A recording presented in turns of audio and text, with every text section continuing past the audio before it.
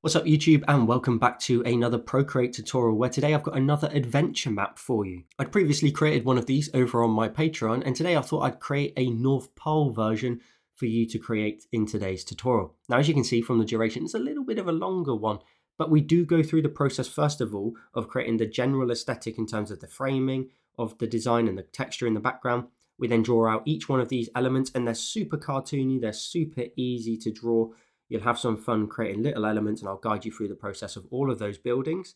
And then we get onto the map. So take your time with the buildings first, and then we'll scatter them across the map, as you can see. Now, optionally, in the requirements, which you'll find over on Patreon, that's where you'll also find the canvas size and the palette for today's design. You will also find optional things, such as you can use the same map shape as me if you like.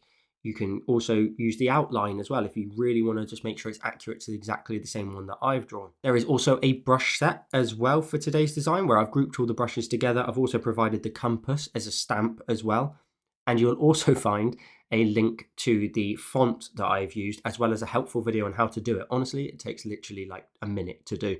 You'll find it really easy to install the font, and I think the font looks great. It's the one I used again in my previous adventure map tutorial. So sit tight and enjoy the process. Again, a little bit of a longer one, but I appreciate you coming and joining me here. And make sure to subscribe to the channel for more Procreate tutorials. I post Procreate tutorials every single week here on my channel. I also post 3 more every single month over on my Patreon. I've posted over 120 exclusive tutorials to my Patreon supporters at the time of recording.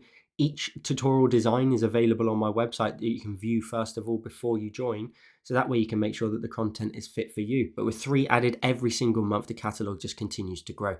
So make sure to come and check that all out over on Patreon. And with all that said, let's get into today's tutorial. So once you've created your canvas, we're going to go ahead and start on the background. So we're going to go to our layers. We're going to go to our background color. We're going to tap on that and use the color here top right of the palette, and then hit done. And then on this empty layer here, we're going to go to our colors again and grab the middle of the far right column, and then go back to your brush. And of course, you will know that there is a brush collection for today's design. And in there, you will find the tawny brush, which we're going to use for the map texture. We've got the opacity set to 64%. You could set the size a little bit larger than what it is, to be honest. I've probably set it around about 20 just to get us started. And we just want to go ahead and start layering in some texture in here. Really light with your pressure if you can, and then patches in there just to sort of make certain areas a little bit darker. There's no right or wrong way to this, so I'm down to about 14% now. I'm just trying to maybe stay away from the edges a slight bit. But something like that will do the trick just to get us started. I think maybe you could go a bit darker here and there. Let's maybe just darken up a little bit of that area there, just a tiny bit more. A little bit of texture just all over. Then let's go ahead and add in a brighter tone to our background. So we'll go to our layers, we'll create a new layer. We'll change the blend mode from normal to the option of add. And then in our colors, we're going to grab the color in the bottom right of the palette. And then we're going to go ahead and just add some more color. Now, this will go really, really bright. If you press slightly too firm, it will just go white. So potentially you'll need to bring the opacity down over here. I'm just simply going to go ahead and go right around the outside of the frame a little bit, just to brighten that up. So just all the way around the outer edge, keeping it nice and light with my pressure. I'm going to bring the size down to that 8% marker. And to be honest, my opacity is way too high. So I'm going to go 30%. And then I'm just going to randomly try it and scatter in variations of color tone in our background. Bring that down maybe to like a 4% and be really particular, but try not to overthink it. Let's get rid of that 8 marker. Let's go to 6. Just sort of layer in some random patches of color. And you do want some areas that do look a little bit brighter. You can, really flush out some color here and there if you want to. We're just trying to create a lovely textured background. So very light wiggles all over. If you get a bright area like that, I don't recommend sort of getting rid of it, to be honest. Just be aware that it is there. Now, I typically keep hold of my layers, so if you don't like yours later on, you may have to repeat these steps. But for now, I'm going to go ahead and swipe from left to right on both of these, group them together.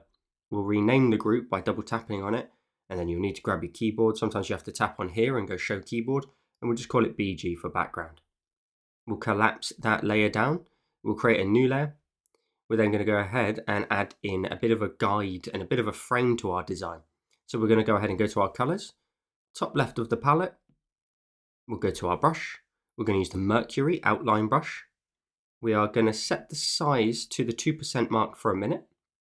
And then we're going to go up to our actions. We're going to go to the canvas tab and we're going to go and add a drawing guide. We're going to edit the drawing guide. And if you're using the same canvas size as me, you're going to want to change your grid size here to the option of 274 and then hit done. Now, if you're using a slightly different canvas size, just try and sort of change the size so that you get at least the 6 in the middle here. So you want 6 by 6 and then just a little bit of sort of margin around the outside here. So try to match up to that grid there. So feel free to pause just so you can make sure you match up accordingly and hit done.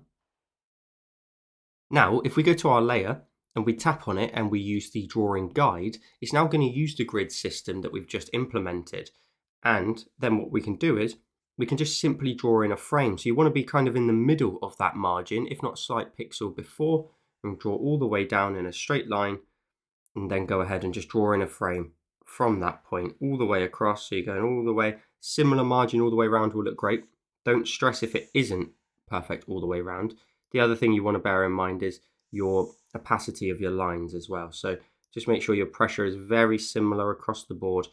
Something like that will do the trick. You can always go around it again if you need to, just to thicken it up, but something like that. You want that kind of hand-drawn look to it as well. So once you've done all of the sides, you can then grab your cursor if you need to and use uniform. You could scale it up if you need to, just to sort of get rid of a bit of that margin. And if you tap on snapping in the bottom left, you'll be able to just move it, just to triple check you'll hit those orange lines there that you see horizontally and vertically there. That lets me know I'm perfectly centered. And I can tap on my cursor when I'm done. I'm then going to go to my layers. I'm going to create a new layer. I'm going to tap on this layer and make sure it's using the drawing assist. And for a minute, we'll just carry on with the exact same brush and the opacity for a moment.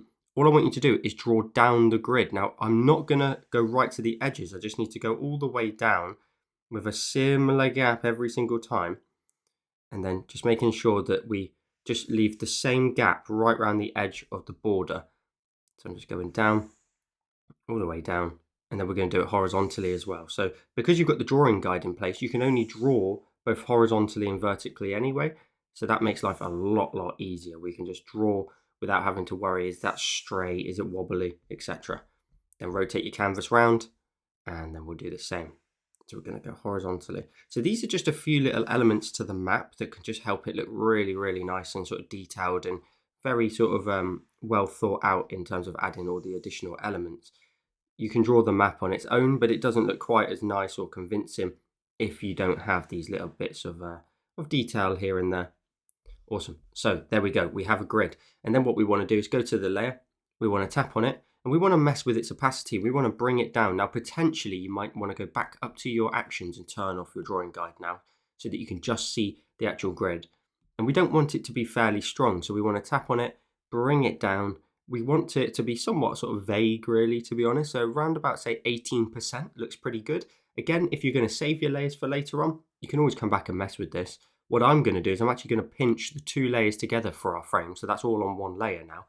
If I need to later on, I could just duplicate it like that, just to emphasize the opacity a bit more. Now at this point, we're going to add in some text. So we're working out all the extra elements before we get to our map. So we're going to go ahead and create a new layer. We're going to go up to our actions. We're going to go to add. And we're going to go ahead and add text. Now you'll end up with a little bit of dummy text there. If you double tap on the text, you'll get this extra menu above, which allows you to change it, of course. So we can go to keyboard. And again, sometimes you may need to go down to here and show keyboard. And then we want to type in the, capital T, of course, capital N, north. So let's make sure that is capitalized, north. Let's do it correctly, Joel. And then we'll go pole. And then if you go ahead and you double tap on the text, couple of times just to select all of it, we can then get this menu back up again. We're going to tap up here to select the font. And for me, I'm going to scroll down to the letter J in this listing, JMH better, and that's going to be the font I'm using. And I'm going to make sure it's left aligned. And the size, I want to set it to 47.8, roughly around that mark. So let's go 47.8. You can always tap on here, 47.8. Now, if you don't have that font, I'll have left a link to it in the description down below, and adding fonts into Procreate is really easy. So I've left a video down there as well where you can go ahead and add this font in, or you can use any font that you like, but I really like this one for my map designs. I'm going to grab my cursor, I'm going to move it up into the top left of my design up here, and then I'll tap on my cursor when I'm done. I'm then going to go ahead and add in another element of text. So what you can do is you could swipe this one to the left and duplicate it. Grab your cursor, move it down, tap on your cursor again. I'm then going to double tap on here, double tap on all of it. And we're going to go ahead and I'll grab the full menu. So I'll tap up here and I'll bring this size down just for a minute, just to something around about 25, just for the moment. And then I'll tap on it again. And then I'm going to grab my keyboard and start entering in some additional little details. Because I want to add in the population. So we'll type in population and we'll put a colon at the end of that. And then we're going to go ahead and I'm going to put 2 humans, capital H. And I'm going to space and then add in a straight line. So go to this icon here. I'll grab the straight line from the keyboard, then go back. And then I'm going to space again.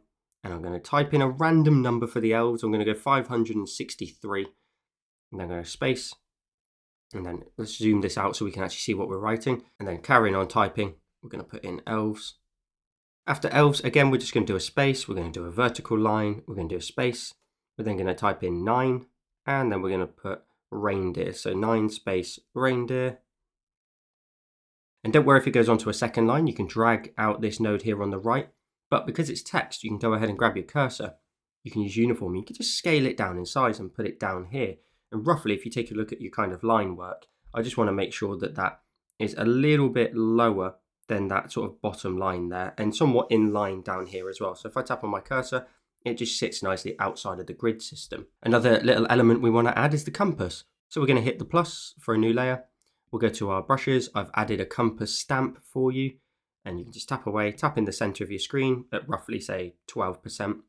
Then grab your cursor, use uniform and scale it down in size. I'm going to put it down here in the bottom left. The size isn't like dependent or mandatory to be a certain size, but you can take a look at my grid and work that out for scale against your own. And now comes the part where we go ahead and create all of the different buildings before we then create the map. So we're going to go to our layers, and at the minute, if you want to, all of these extra elements at the top here, I've got an empty layer by accident. You can swipe from left to right on all of them and group them together and just rename them and call them elements. We'll just call them elements. It's easier that way. And collapse the group down. Then we'll create a new layer, drag it underneath elements so it sits in the middle. And then we're going to, as I mentioned, start drawing in all of the different buildings. So we want to go ahead and make sure, again, our brush is the Mercury outline brush. And we want to set the size. It was originally 2%. It's now going to be 1%. Because we need to go ahead and just make sure things are a little bit more detailed, a little bit smaller. Now you're going to use the grid system as a guide. And the first thing we're going to draw is the airport. Now you're going to do all of your line work on one layer. So what we'll do is we'll draw in a line across the screen, and it's pressure sensitive, this brush, so you can pop one finger on the screen as well. But bear that in mind that as you are drawing, you may need to just vary up your pressure if you want to get a slightly larger line. Now you do want to make sure that this has got a bit of a cartoony aesthetic to it. You don't need to sort of really over focus on making things look super, super detailed. It's going to be nice and cartoony. So we've got our little runway here. I'm then going to go ahead and draw in a sort of air traffic control building, straight line up. I'll hold my pen down at the end. I'll draw in another one slightly parallel to it. Holding my pen down again. And I'm just going to point out, straight line up, and then we'll go across, just like so. I'm then going to cross that as well. So you can see if I tip my pen on its side just a little bit, you'll end up with quite a lot of kind of scale to it. Then from there, we're going to go ahead and create the hanger that's going to sit here. Again, always make sure to use my grid as a kind of guide. Now I'm just going to temporarily create a second layer because for the roof, I want to go ahead and draw in sort of it on one layer. So I'm going to start actually with the side profile of the building. So straight line up, pop one finger on the screen just to triple check. And then I'm going to draw in one line that's like a little bit kind of pitched, but then the one in the middle kind of wants to be semi-pitched, but it wants to flatten out quite a bit. So like to something like this. Then you can go to your layer, swipe it to the left and duplicate it, grab your cursor, and then flip it horizontal, move it across, and there we go. We've got a hanger. You can tap on your cursor. It now perfectly mirrors. You can pinch those two layers together. Now, of course, I want my tower here to be in front of the hanger, so I'm just going to grab my eraser. I'm going to tap on my eraser. I think I'm just going to use something like the medium brush under airbrushing for all of this, and then set the size to around about, say, 2%. And you can just get rid of some of these details because you just want to stagger it because it's a cartoon. So we'll go back to our brush. You've got your center point here of the middle of your design. and you've also got your horizontal. Now I'm going to use this point here as a bit of a guide. I'm going to draw in the hanger doors, so just drawing in a straight line down, straight line across to this point here again, straight line down, like so, and there we go. We're all done in terms of the line work. How simple and easy is that? All we want to then do is pinch those two layers together. We then want to create a new layer, drag it underneath our line work. We'll go to our colors and we'll just start simply drawing it in. So we'll grab the gray at the bottom of the fourth column from the right, and we can keep the size the same, it's fine. Just keep it simple. I'll go to 2% just to fill this in a little bit easier. One brush stroke is better, because if you layer this brush on top of itself, it will start to sort of add in additional tones. So just something simple like that for the runway. And then to complete the runway, we'll go to our colors. We'll grab the white at the bottom of the second column. I'm going to go back to the 1% brush size and just draw in some lines sort of straight down the runway. And we're going to call this Eve Airport once we're done. And then we've got our tower to do. So staying on the same layer, we'll just go to our colors. We grab the dark grey just above it, the one that we were working on, so middle of the fourth column from the right. You can go to 2%, whatever's easiest for you, and then we can draw in this. Again, preferably all in one movement, just create the outline so you can drag and drop the colour in. And then we're going to go ahead and do the actual hanger doors as well in this grey tone. And then drag and drop your colour in. Don't worry if there's any tiny little pixels, it really doesn't matter today. We're going to go to our colours. We're going to grab the brown at the top of the fourth column from the right, so same column. And then we're going to go ahead. This one may take a bit longer. I'm just going to make my brush size a bit smaller just for precision. Just go around here. I'm trying to avoid the grey, just so I can create a loop of the brown. So I can create a loop by coming down, doing the outline basically, along the roof, down the edge, and then drag and drop the colour in. And then everything in our design is going to have a bit of a log cabin kind of design to it. So I'm going to grab the orange at the top of the fourth column, and then all I want to do is just draw in some horizontal, what I imagine is like logs. So they've put together this big hanger, all the elves, with wood. And then I'm just going to marry that up over here. It does not need to be like fully accurate in any way in terms of actually replicating the other side. It's just very, very simply done. And then we'll do another one there. And then once you get to the top half, it's even easier. You can just draw in a straight line and pop one finger on the screen. Keep drawing in the wood.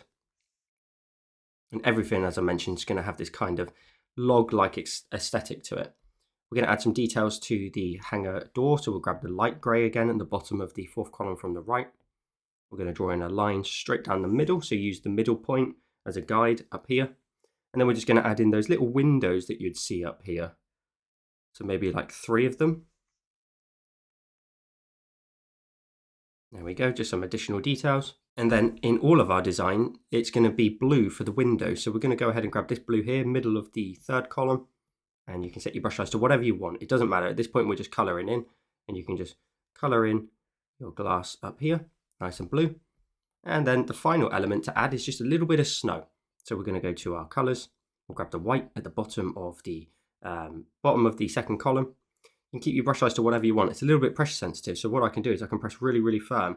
And you can go above and below the line. It doesn't matter. I'm just showing a stacked amount of snow on the roof. So a little bit will trickle underneath. And I love that. I think it looks really cool. I'm going to do the same at the very top. A little bit of snow along there. And then we'll add some at the bottom as well. So you could do it in front. So you could then create a new layer and drag it in front of your line work. There we go. And then you can just go ahead and just add in some snow down here, because you've got to think about where the lines are. And then there's a little bit of snow like this. And there we go. We've done our airport. That's as simple as it needs to be. The only thing I'm going to do is I'm going to go back to my line work. I'm going to go back to my color and grab the color in the top left of the palette. And the bottom line here was a little bit too thin for me. So I'm just going to go make my way through that again. I'm going to pop one finger on the screen. There we go. Just darken that up so we've got the contrast so that when it's scaled all the way down, you're good to go. And that is going to be somewhat a bit of a sort of principle then for the rest of it. So the next thing to do is the post office. We're going to use that as a guide in terms of scale. And we're going to go ahead and also pinch these layers together. So as long as you're happy with your design, pinch them together onto one layer and you've got your entire design of your airport. So then we'll create a new layer. We're going to go ahead and continue with the color in the top left of the palette.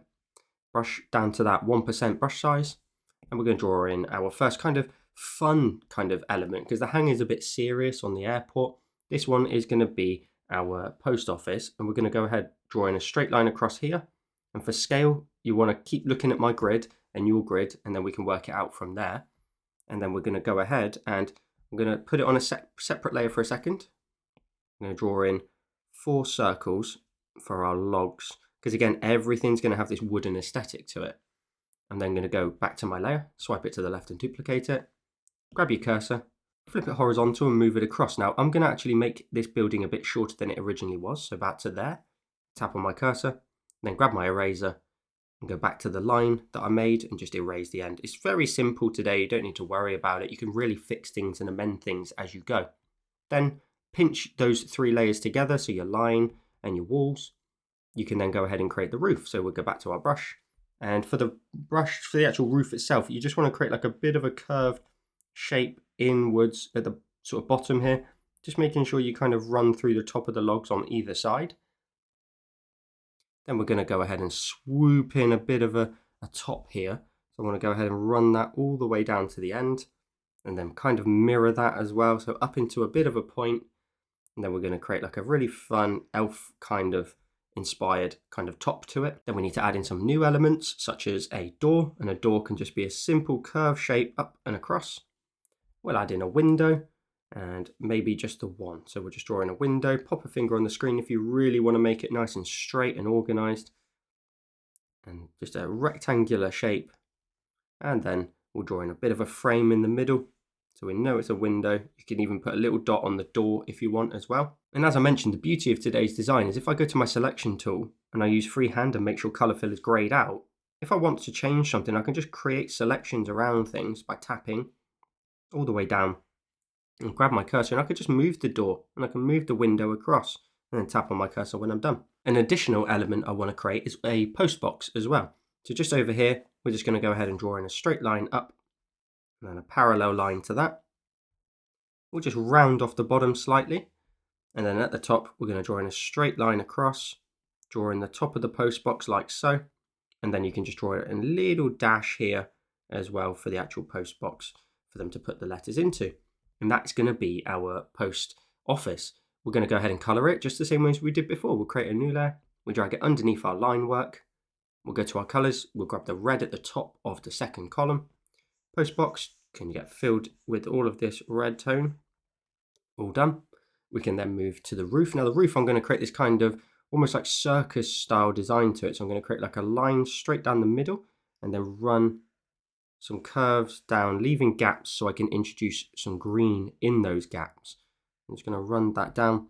And honestly, to be honest, if you don't stay in the lines, I don't think that's a problem. I really don't today. We'll switch the green to the top of the third column. But if you do go beyond the gaps and the line work, I think it might actually look very cool in, a bit more cartoony and illustration style. So, really don't stress over it today. And then wrap that green round into there, very simple like so. We'll do the wood for our log cabin, so we'll go to our colors, we'll grab the brown again at the top of the 4th column from the right, fill in the circular logs very quickly. Avoid the door and the window though, so maybe set your brush to the 1% brush size, and then go along through the logs, very, very quick and easy underneath the roof. And then we'll also create a rectangle around the window. I nearly forgot that. Rectangle around the window, drag and drop the brown in. While we're here, let's go to our colors and grab the blue in the middle of the 3rd column and drag and drop the blue into the gaps for the doors. So there must be a gap at the bottom, that's fine. I'll just draw it in, create a loop for it and drag and drop the color in. And then we'll go to our colors. We'll grab then the orange tone, top of the 4th column. And this is where you can just add very, very quick and easy details in terms of color. So like additional log style sort of coloring in here. In the logs here, just little sort of C shapes and dashes and curves. It honestly doesn't matter. You can just keep adding in fun little sort of elements of color. It's all going to get scaled right down. So little C shapes I always draw in there in my logs on the right hand side there. And then all the way across like so. And another thing we'll do is add a shadow here. So we'll just temporarily create a new layer. We'll tap on it and clip it to our colouring. And then we'll go to our colours. We'll grab the middle of the fourth column from the right. And we'll just add a bit of a shadow underneath the roof. Don't worry if it's really dark to start with, that's fine. We can go ahead and tap on it, tap on the layer and bring its opacity right down. It just needs to be very, very subtle. So something maybe around about say 30 to 40% I think will do the trick. And then when you're done, tap on that layer and merge it down so it's now part of the colours. And then just like we did before, we'll go to our colours, we'll grab the white at the bottom of the second column and we'll introduce some snow. And in a similar fashion, just run it all the way down the rooftop here, up and over the very top, a little bit down here. We're taking a bit of a not serious approach to this because obviously you'd have snow running across here, but I just want to keep it to the outer edges. We're then going to go ahead and add some to our post box. We're then going to add some to the ground, so we're going to add some here. And I do want it to kind of just sit here for a minute, out over towards this side. Lovely. And then we will go to our layer. I'll create a new one and just drag it in front of my line work. And then just add in a little bit here, just to sort of nestle the actual post office in behind our scene. And there we go, we've got a post office all done. If we go ahead and we then pinch all the post office layers together, the only other thing we'll do is we'll create a new layer, drag it underneath the post office. We'll go to our colors. We'll grab the gray again in the middle of the fourth column from the right. And your brush wants to be the same, but your layer opacity, probably bring it down to about 50% straight off the bat. And just create a bit of a shadow dragging off to the right here and underneath it. This will look much better later on, where we can just see like all of the elements standing on top of our map. So that little shadow will really help us. We couldn't do it over here because of the structure of it. So that's your post office done. We can then move into the next one, which I'm going to draw is a factory. So I'm going to go ahead and tap on my post office and tap on it and merge it down so its shadow is now attached. Create a new layer. We'll go to our colors, top left of the palette, and we'll draw it in again with a 1% brush size. And this one's going to look slightly different. Don't worry about the scale of all of these against each other as well, because doors will look different, windows will look different. It's perfectly fine. The first thing we want to go ahead and do is draw in kind of the front area of this factory. So I'm going to draw this across to say here, pop one finger on the screen. And just like before, I'm going to go ahead and create a new layer. And I'm going to create some logs in a circular fashion again. So just circles in a straight line as best you can. I'm going to keep going because we're going to have a very tall tower to our factory. So I'm going to do one more, I think. Now when you're happy, go to the layer, swipe it to the left and duplicate it. Grab your cursor, and if you want to, you can just flip it vertically and move it across. So just so that it looks ever so slightly different to the opposite side, and tap on your cursor when you're done. And then go to that layer, pinch them all together so they're all on one layer. From there, we can go ahead and create a door. Similar fashion, similar style, little dot as well for the door. We can draw in a window, so we'll draw in again another window. Now, if you're someone that would create this kind of aesthetic every single time, you would make stamps out of these elements, to be honest. You wouldn't need to draw these in every single time. But for today's design, we're just going to draw it all manually. Just an idea, a bit of food for thought potentially. And then at the top up here, we're going to draw in a big office window up here. So we're going to leave a floor. And then we're going to draw in a big window up here. And just drawing straight lines, popping one finger on the screen just to make sure they're nice and straight. I'll draw a center line there. I might even draw in a couple of additional lines on either side, followed by a horizontal one as well. So this is going to be our factory. Then in a similar fashion, roof-wise, we're going to go ahead and just create a tiny bit of a swoop that just sticks out on either end ever so slightly, like so. And then in a similar way again, we're just going to create two curved shapes down towards those edges. Now, sometimes it might be easier to go from the edge up into the point. And then from there, we'll create, again, similar style, curve it over, rounded sort of ball on the end. That's going to be one of our factory roofs. We can then move across to the actual factory, which is going to sit over here. Now it's going to leave this grid ever so slightly, and that's fine because not everything needs to be just one square. The factory is going to be a little bit bigger. So roughly around about, say, here, I'm going to draw in a straight line across, pop one finger on the screen. I'll create a bit of a diagonal line off of that and then draw in. So I can create like a bit of a flat roof here for this end of the factory. And I'll draw in a straight line down and then a nice horizontal line across the bottom too.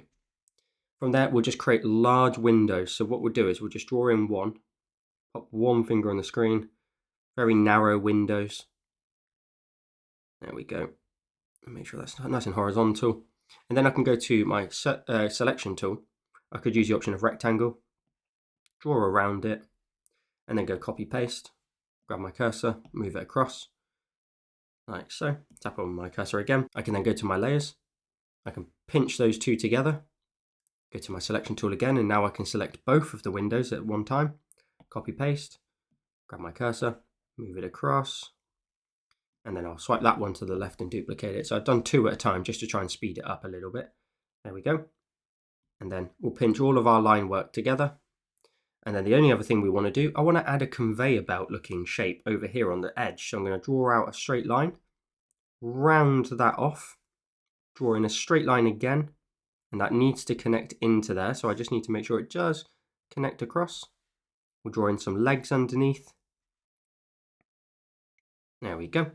And we're going to draw in a very, very simple present, square shape, little tiny bow on the top.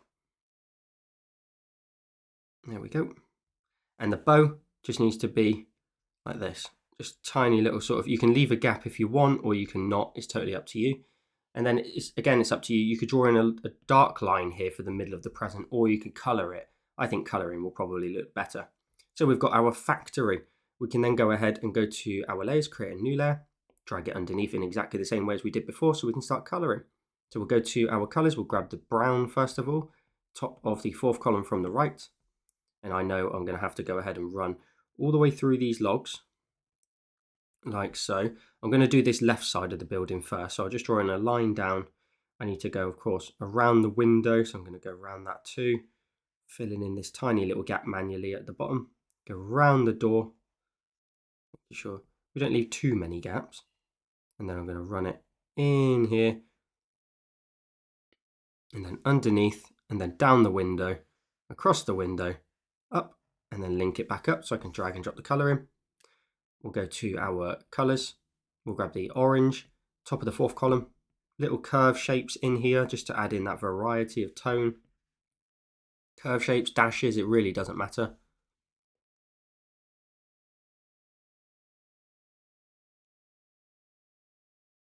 Lovely. And then from there, you can just start to draw in straight lines across if you want. You can draw them between the gaps as well, like this. Don't have to necessarily do that, and you don't have to make sure that they're nice and straight either. You can have them warped if you want to. These little gaps on the side, they're much easier to manage. So a little something like that. Now, because we've got a large area here, I'm actually going to go back to the line work layer. Go to my color again, top left of the palette, and grab that color. And then I'm just going to add in some very, very light sort of detail lines across underneath those light lines. And then a couple of just little scrapes through.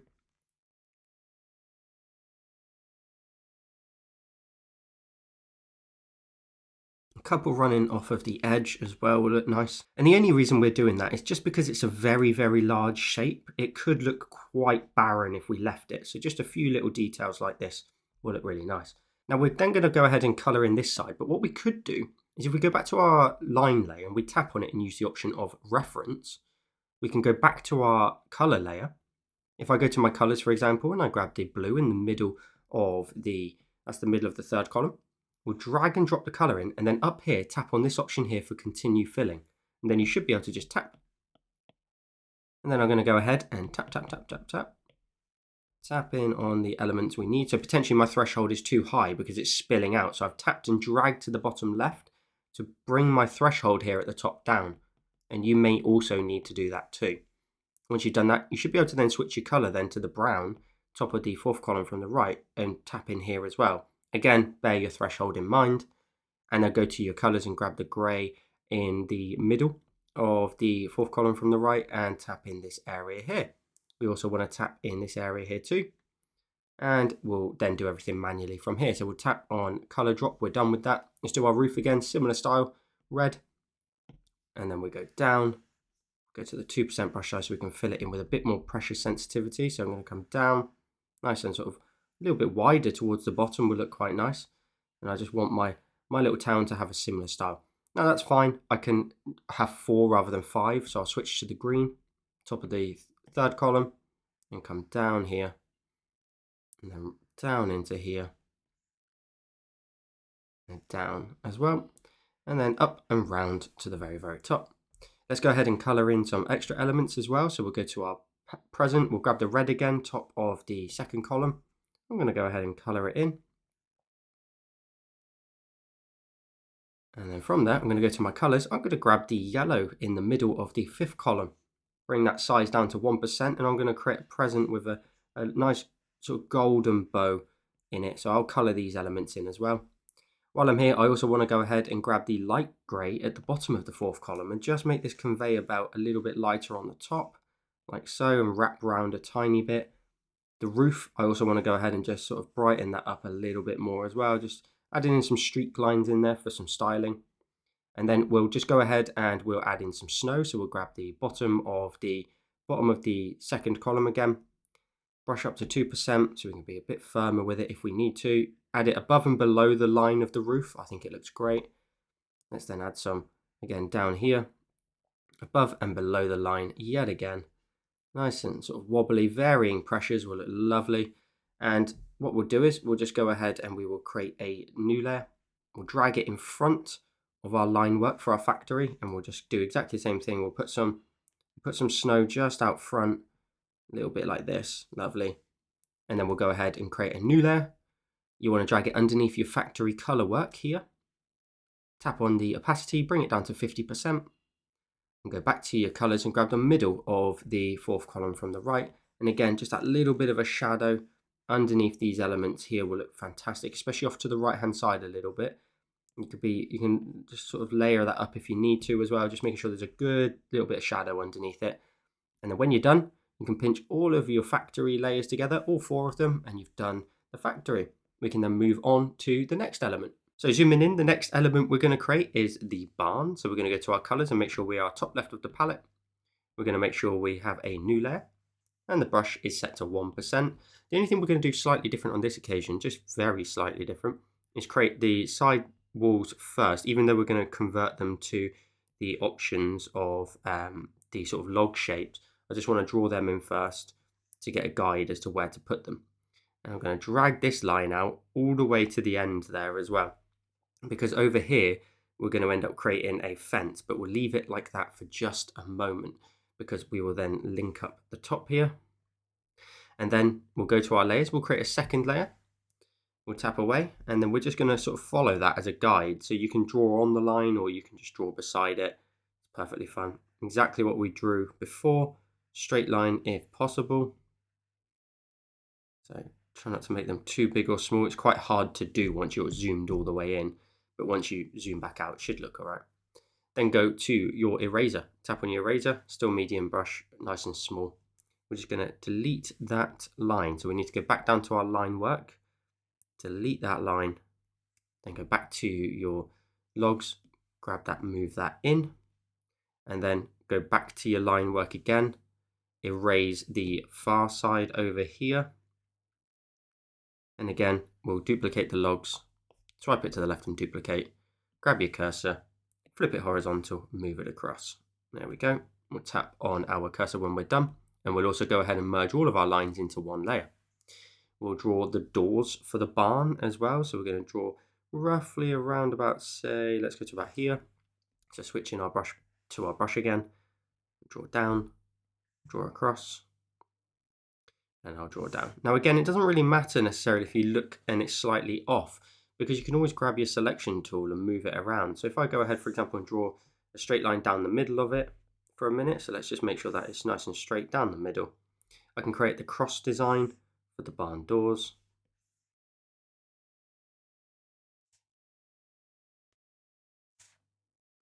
And then if I need to, I can grab my selection tool, again using either rectangle or the point. As long as you go down to the line that you had before, grab your cursor and just move it across into the center. There we go. You could even go ahead and grab your selection tool and make that slightly wider potentially, but we'll leave it like that for just a moment. We're going to go ahead and draw in a pitched roof. A little bit different to the other one though. So we're going to draw it out and pop one finger on the screen so we get that 45-degree angle. And I'll pop another one on the screen here as well. And again, it's fine if it goes slightly wider. I'm going to go ahead and draw in a parallel line to it all the way up to the top. Again, another parallel line all the way down, hanging slightly over the edge, so we can just curve the edges round. And we'll introduce a little window here at the top. So we'll go ahead and just draw in.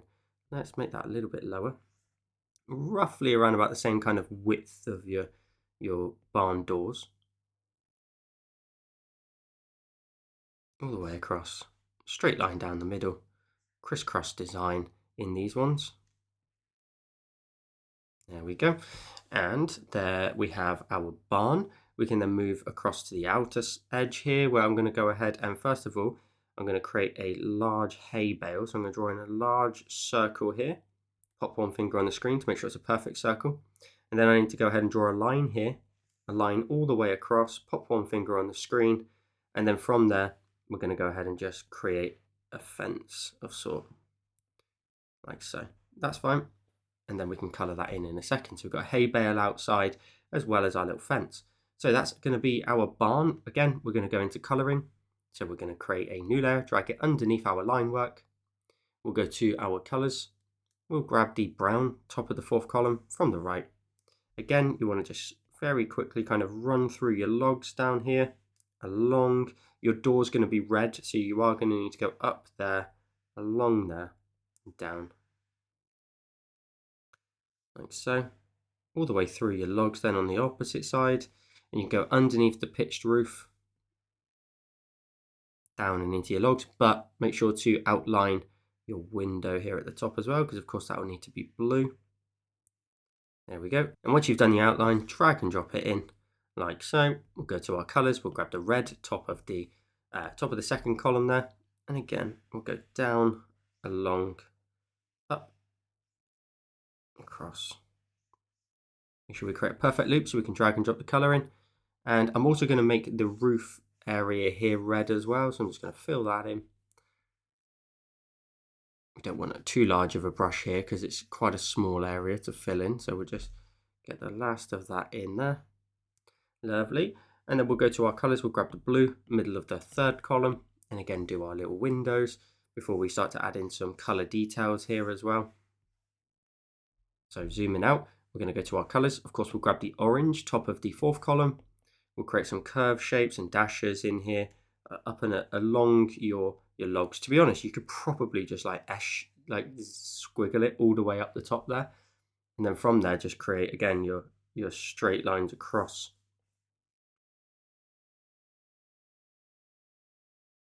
One straight line all the way across, and let's put a little bit of color under there as well. And again, let's do all of these lines.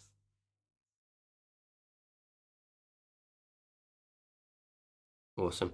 And at the top, we'll just carry on some horizontal lines. They're hidden under elements we can't see, so we'll just keep drawing in little elements. Don't run into your blue like I just did. Awesome. That's that area done. I also want to go to my colors and let's grab the white at the bottom of the second column, and just above your dark lines here for your cross, just add in some white on the top of them, just to give them some of that American barn potentially style design to it. Lovely. We'll also go up to our windows on this occasion and maybe just add in like a little cross there of color, like so. And while we've got this color, we'll also go ahead and set the size to 2%, and we will run it across the roof. We're not going to do the outside area just yet because I want to introduce some green in there. So a little bit of snow at the top. I'm going to go to my colors and grab the green here, the top of the third column, and we want to run the green into here. There we go. And then in behind our bale, we're going to go to this color here, middle of the fifth column, and create a nice circular shape there. And then a little bit of orange top of the fourth column. Just a couple of like circular sort of spiral kind of shapes in there. It's a very, very small detail, so you don't need to over detail it, just something like that. And then just like before, we've got two elements to do. We'll go in front of our line work and create a new layer. We'll go to our colors and grab the white again, bottom of the second column. A little bit firmer with your pressure just out front, just to create some snow. Maybe I don't want to do too much by the green area, so I'll just do a little bit there. That's fine. And then I'll go underneath my color work. So I'll create a new layer and drag it underneath my colors for the barn. I'll go to my colors again, middle of the fourth column from the right. The layer itself needs to be set to the option of 50% here. And we'll just add in that little shadow underneath, a little bit trailing off on the right. Again, this will just help it really pop off of the map. And we're going to introduce a forest in behind here when it comes around to actually integrating that in. So that's your barn done. You can then, of course, pinch all of the layers together onto one layer. We can go ahead and finish this row of elements. We've still got more to do. We're going to create a elf house, so we'll create a new layer.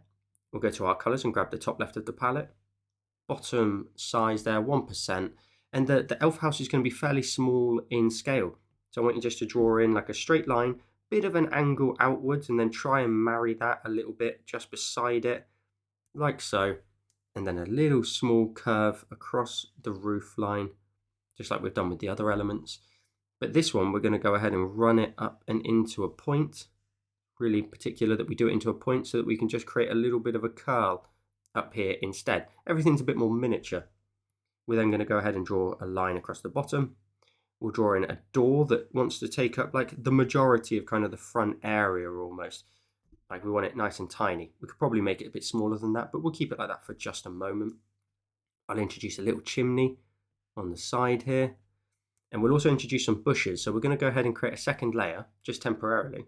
We're going to go ahead and create like a bushy kind of shape here. And then we'll create another bushy shape here.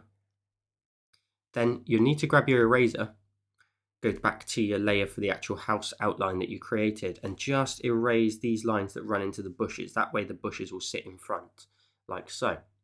From there, we can go ahead and just grab our brush again, go back to our layers and pinch the two of them together. And then on the house, just integrate just a few kind of like curved lines, because it's going to be quite an empty void space. Just a few like very simple lines, a little door handle there as well. That'll look nice. And then let's go ahead and move into coloring. So we'll go back to our layers, create a new layer and drag it underneath your line work. Go to your colors. Let's start with red. So we can go ahead and do the roof. So top of the second column, down here, larger brush size just to make life a bit easier. And there we go, just something simple like that. Go to your colors and grab the green again, top of the third column. Run some green into there. And then run that down the right side as well. Zoom all the way out, just triple check you're happy with it. While we're here, let's go to our colors and grab then the top of the fourth column. Very small brush size, just so we can fill in the chimney. Lovely. While we're working on the chimney, let's go to our colors and grab the white at the bottom of the second column there. And we can go ahead and press really firm, probably with the 2% brush size instead. So we can go ahead and create some nice chimney smoke there coming out the top. Let's go ahead then and color in the body of the house. So grab the blue in the middle of the third column. Set your brush size to the 1% brush size so you can just create the outline over the door. I know this house is going to be blue compared to the rest, just so that we can have some variety in here. And then grab the orange for the door this time. And by the way, if you want to change the colors, you're more than welcome to. And then go to the green, top of the third column. Fill in those little bushes down there, out the front. And of course, we need to go ahead and add some snowy details. So we're going to go to our colors and grab the bottom of the second column. Brush back to 2%. And all you want to do, again, just a little bit of color outside the line work, down towards the chimney. Leave a gap, maybe a tiny bit hanging on the very top. You could potentially add in some like snow here as well, just like lingering on the roof, maybe a little something like that. We'll definitely add some on top of the bushes. So I'm going to go slightly smaller 1% brush size here just to add in some snow on top of the bushes there. Lovely. And we will add some just underneath. I'm not going to add too much more, so I'm just going to add in like a little bit just underneath these areas here by the door, a tiny bit. Awesome. Now, because this one's got a roof that's slightly different, we can add a shadow to it. So we're going to go ahead and create a new layer again. We'll go to our colors and we'll grab the middle of that fourth column again. There we go, middle of the fourth, and we'll set the opacity of the layer down to about 50%. So we can just go ahead and add in a little bit of a shadow underneath that roof there. Just make it a little bit more sort of light lit, should I say. Let's then go to our layer, tap on it, merge it down. So we'll tap on merge down. We'll then create a new layer and drag it underneath the house. Set the opacity again to 50%, so we can go ahead and create that little bit of a shadow just underneath it, a little bit off towards that right hand side, just a little shadow like so. And then of course, just like before, we can pinch the house layers together onto one layer. Now it made me think that actually on the barn, if we tap on the barn here and create a new layer, again set the opacity to 50%, if we keep our shadow color that we're currently working on, we could add a shadow underneath here as well. So you just want to try and just factor that in underneath that roof line, making sure you stay underneath it, not to affect anything above. Lovely, that would just give you a bit more shading. That looks lovely. Let's tap on that, pinch it to the barn, and I'll tell you what, let's add it for the factory as well. So we'll create a new layer, we'll tap on the blend opacity, set it to 50%, and we'll add two shadows. We'll add one under here, and we'll add one under there too. Lovely. And then we'll go back to our layer, and we will pinch it to the factory. Okay, cool. So we've done our house. Now in the village where our elves are going to live, we're going to have a Christmas tree. So we're going to create a new layer. So if we go to our colors, we grab the color in the top left of the palette. We set our brush to 1%.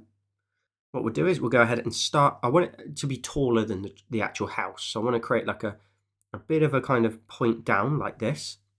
And then from there, we're going to keep it very, very simple. We're just going to create another kind of tier to the tree.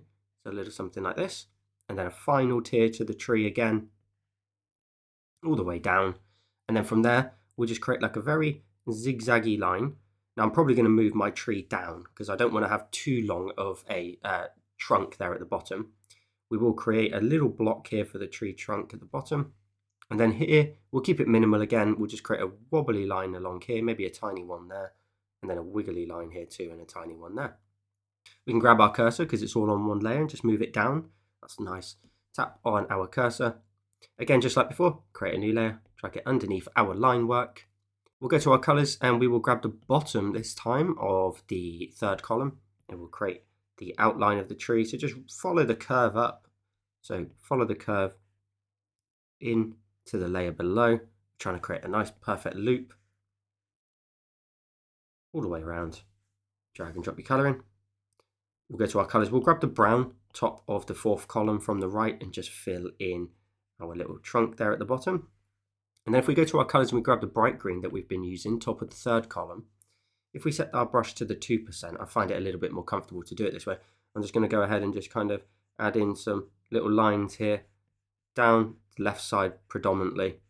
There we go, of our tree, just adding in a tiny bit. I could add some right on the very edge of the right side, but mainly more towards that left edge. Then what we'll do is we'll create a new layer. We'll go to our colors and we will grab the yellow here, middle of the fifth column.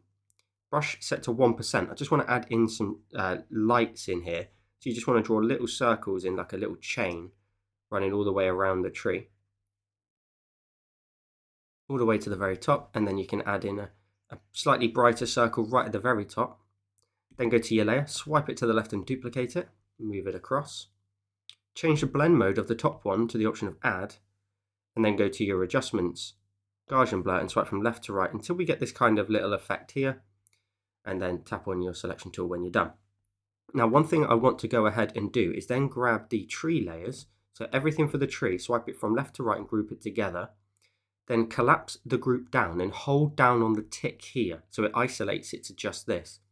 Turn off your background color and then swipe down with 3 fingers and go to copy all, swipe down with 3 fingers again and go to paste. So what we'll have done there, we'll have inserted the tree onto one brand new layer. You can delete the group underneath now and it will somewhat, to a degree, preserve the lighting effects. If we'd have flattened all the layers together, we would have lost that kind of glowy look to some of these because the blend mode would no longer be in play. So now we've got a tree like so. And we'll add some color to this as well, all the same sort of flavors we did before. So we'll create a new layer. We'll go to our colors and grab the snow, bottom of the second column, just like before. We'll add in a bit of snow towards the base of it, a little bit in front, and then we'll add a shadow. So we'll go to our layers, create a new layer and drag it underneath the tree. Go to your colors and grab the middle of the fourth column from the right. We'll go back to the layer, set the opacity down to 50%. And we'll draw in our lovely little shadow off to the side. And because we've got a big tree, you can go ahead and kind of factor that in a little bit more with a little bit of a higher shadow to it. and that's going to sit in the village. That's another element done. So again, we can go to our layers, we can pinch the tree elements together onto one layer. We're going to move down here because we're going to go ahead and start to work on a new element. So we're going to create a new layer.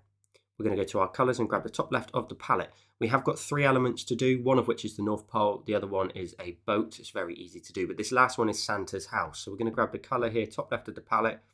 We're going to grab our brush, set it to 1%. And I said last one, but I actually meant the one we're working on right now. So first of all, we're going to take a look at this square grid here.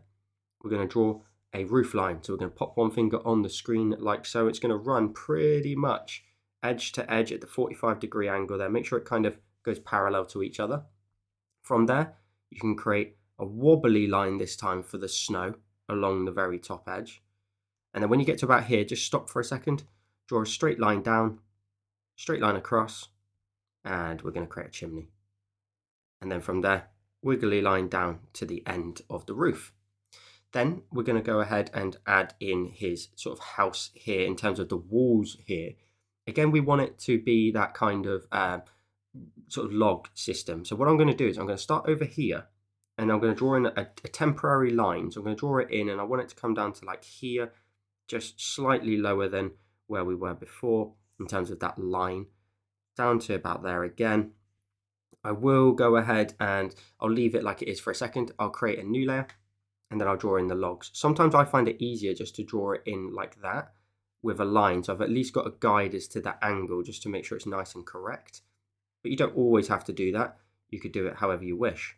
So with my logs now on a separate layer, I can swipe it to the left, duplicate it.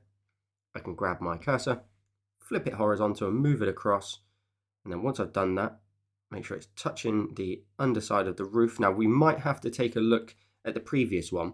And if you take a look, I get these 3 blue lines, which lets me know I've perfectly moved horizontal. So I actually need to push this all the way out to here. So my line that I drew is completely off angle-wise. I tap on my cursor, I'll grab my eraser and go back to the layer here for the lines that we drew, delete them. And now the angles will match up perfectly. So that's good. We can then go to our layers and pinch those all together. We're going to grab our brush again. We're going to draw a straight line across the bottom. Lovely. And then we're going to add in a circular window at the top. Circular window. You can pop one finger on the screen to make sure it's a nice perfect circle. Now don't worry if it's not centered like mine. Just grab your selection tool again. Draw a rectangle around it while we've got the chance. Now a rectangle might not work, so you might have to actually tap on your selection tool and restart it and go to freehand and just literally draw around it and tap on the dot. Then you can grab your cursor and just move it into the center of your roof there, looking at these nodes here, seeing if they point towards there. Tap on your cursor when you're done. Now Santa's a bit taller than our elves, so we can go ahead and create a door that's a little bit higher. So we're going to make sure we're on the right layer, which we are. I'm going to draw in a door here, and then I'm going to draw it in again. And again, I'll probably move this in a second. I want it to have that curved feature like the rest of them. I'll grab my selection tool again and rectangle, make a selection down to that line. See how I'm only going down towards the black line and grabbing my cursor just so I can move it across. Tap on my cursor when I'm done.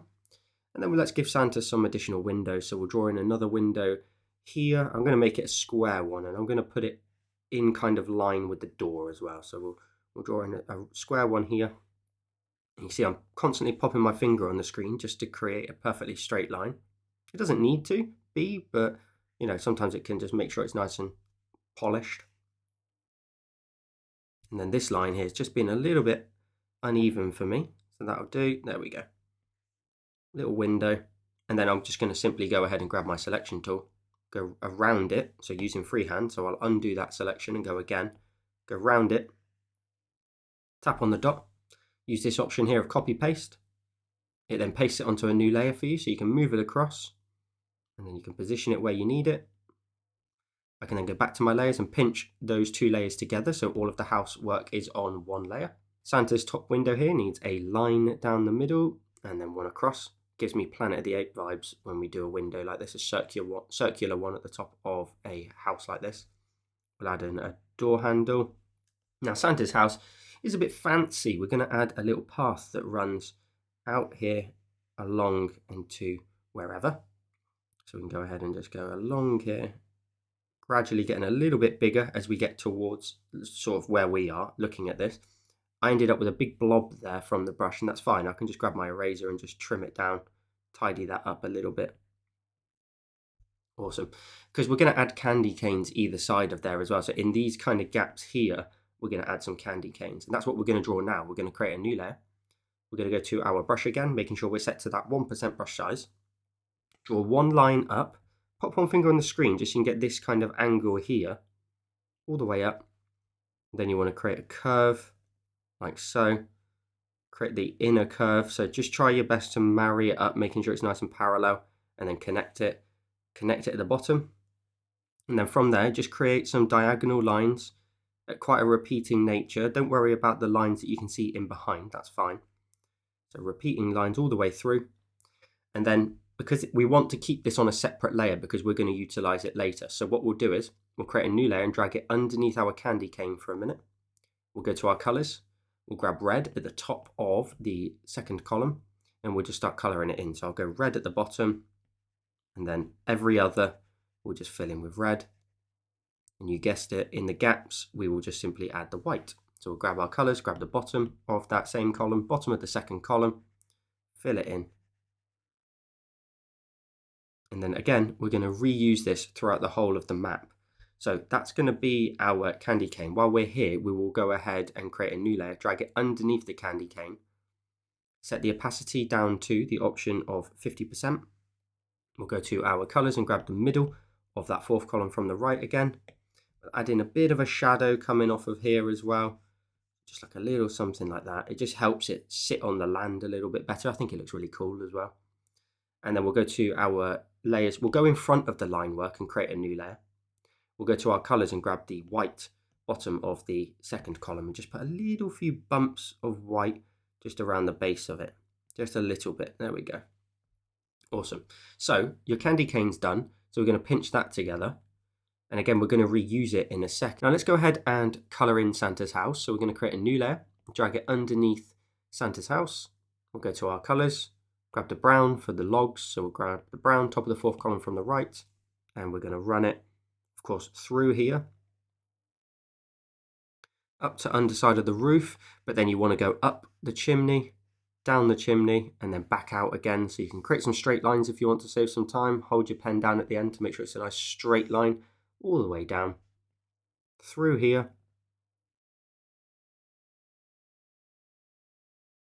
Then along, and of course we need to outline the windows as well. So we're going to just manually do it. I know you could use the reference tool, but I want the processes between our buildings to be the same, just so that if you go ahead and decide to draw anything else, it's not confusing as to what to do. So if we keep the process the same, we know what to expect each individual element of our design. Sometimes you can just keep changing it and changing the rules, and fair enough, you may save a few seconds, but it doesn't really matter. Let's go round our window at the very top as well. Perfect. So now we should be able to just drag and drop the brown into here. We then want to go to our colors.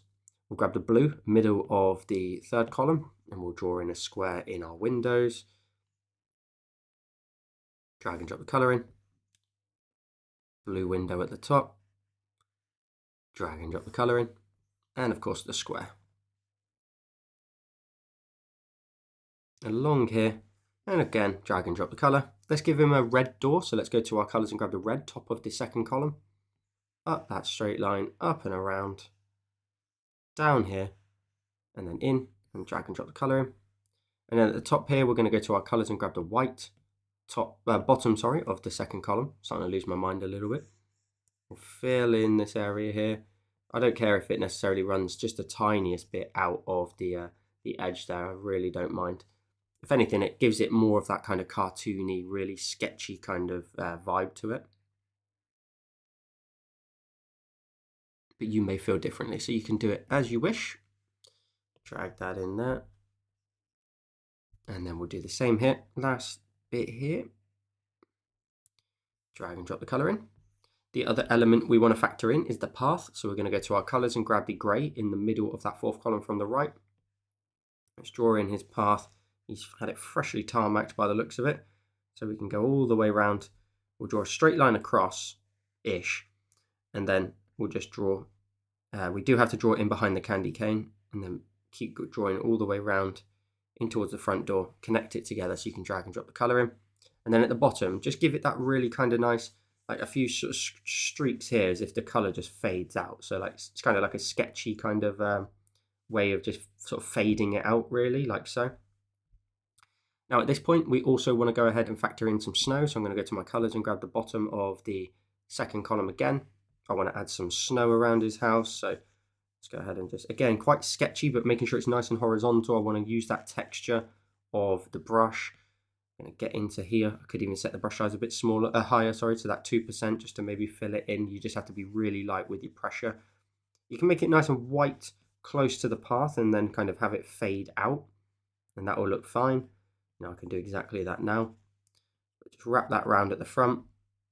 And then again, you may want to just kind of give it that little sort of scribble at the end there just to fade that out. You could also run in a bit of snow here in front of the house. You can run it a little bit higher if you want to, up and in front like that. So occasionally I'll put snow sort of in behind the line work, and occasionally I'll put snow in front. There's not really a right or wrong way in this particular scenario anyway. You can pick and choose what you think looks better. If you have a preference, by all means do that. Awesome, so we've got some snow outside Santa's. Let's go ahead and add some colours to the house though. So we'll grab the orange top of the fourth column. Let's go to our brush, set it to the 1% so we can go ahead and do our little sort of scribbles through here. And I honestly think you could just spiral your colour through here, like look at that, really quick and easy. Curling it round. And then we'll go ahead and draw in some straight lines across, so we know that our lines are somewhat marrying up to each other on either side of our logs. And in these ones here, we have to obviously do it manually, but occasionally you might want to draw in like a line like so. Now at the minute, you're seeing also the grid line running through that bottom area there, so that's why you can see that kind of dark line running through. That will be visible later, but don't stress over it. It's just a grid system. So a couple more lines, and because again this is a fairly large house and it's a large structure and it's fairly empty, we'll go ahead and we will add in some like additional details in here in the logs, just the same way as we did I think for the factory. So we'll carry on, and I'm just trying to make sure I don't run into that window, and I've been trying my best not to, but I keep doing it. And then all the way up to the top. Lovely. We can then go to our colours again. We can grab the white at the bottom of the second column, 2% brush size, and we're just going to create some sort of chimney smoke there. And then we're going to go to our colours and grab the top left of the palette. We'll go back to our layers though and go to the line work for Santa's house. And our brush wants to go back down to the 1% because we want to draw in some straight lines along some of these lines here that we created. So just above some of your light lines, and I say some of, the majority, and I vary your weights though, so like your pressure, so that you can just sort of have some of them really bold and detailed and the others can be quite faint. It's totally up to you. It will just add some really nice variety and sharpness as well. These long lines, you're probably going to have to hold your pen down or really try and do your best to try and nail it. Go along there. So I'm just going to finish off the top area up here. We'll add a shadow obviously underneath the roof as well, but that's just going to help things look a lot more detailed. Love that. Let's go ahead and go to our colors though. Let's grab this color here, top of the third column from the right, and let's just add like a little sort of dash or two across the windows, so like a little light reflection just running across. So just some like diagonal lines running through there, give it a nice, again, quite nice dynamic lighting look to it. And then I'm going to go ahead and go back to my layers. I'll create a new layer and drag it underneath my line work. I'll go ahead and set the opacity to 50%. This is going to be my shadow. I'll go to my colors, middle of the fourth column from the right. Set the brush back to the 2% marker and just run that shadow underneath the roof. Lovely. That just makes it a little bit more dynamic. You can add in a bit of a shadow underneath the windows if you want to as well, just because it's Santa's house, it's going to get a lot of attention. You can just do something like that. You could even recess the door in slightly as well, so just giving it a bit of a shadow like so. And then go back to your layer And then we can pinch all of the house layer together now onto one layer. We do want to create a new layer underneath it though. So create a new layer and drag it underneath just so we can create the shadow to the right. So we go to our opacity, bring it down to 50%, just like the rest of them.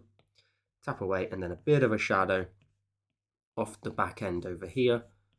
Scraping that across, just making sure it's got a little bit of a shadow to it. Lovely. And then, as I mentioned, the candy cane. So let's go to our candy cane. We're going to first of all swipe it to the left and duplicate it. I'm going to move it all the way to the very top of my layers and turn it off because we're going to need it later on numerous times. Then this one we've got turned on, swipe that to the left and duplicate it. Grab your cursor. We want to go ahead and first of all flip this one horizontal and scale it down in size just a tiny bit and move it into this gap here so that there's a couple in the garden. And then we can go back to the one that's tilting to the right again. Swipe that to the left and duplicate it, and grab your cursor once again. Scale it down, a little bit smaller this time, just in front of the house. I think that looks pretty good for positioning. Tap on your cursor when you're done. And I tell you what, I'm going to go ahead and grab it, swipe it to the left and duplicate it. Grab my cursor and flip it horizontally and put it on the other side of the door as well. That looks quite nice. Let's tap on our cursor when we're done. Awesome. Got some candy canes outside Santa's. That's lovely. Let's then go to our layers. So for Santa's house, again, ignoring this candy cane up here that we duplicated and left up there. You want to pinch all of the candy canes all the way down to the shadow underneath Santa's house, and that should all now be on one layer.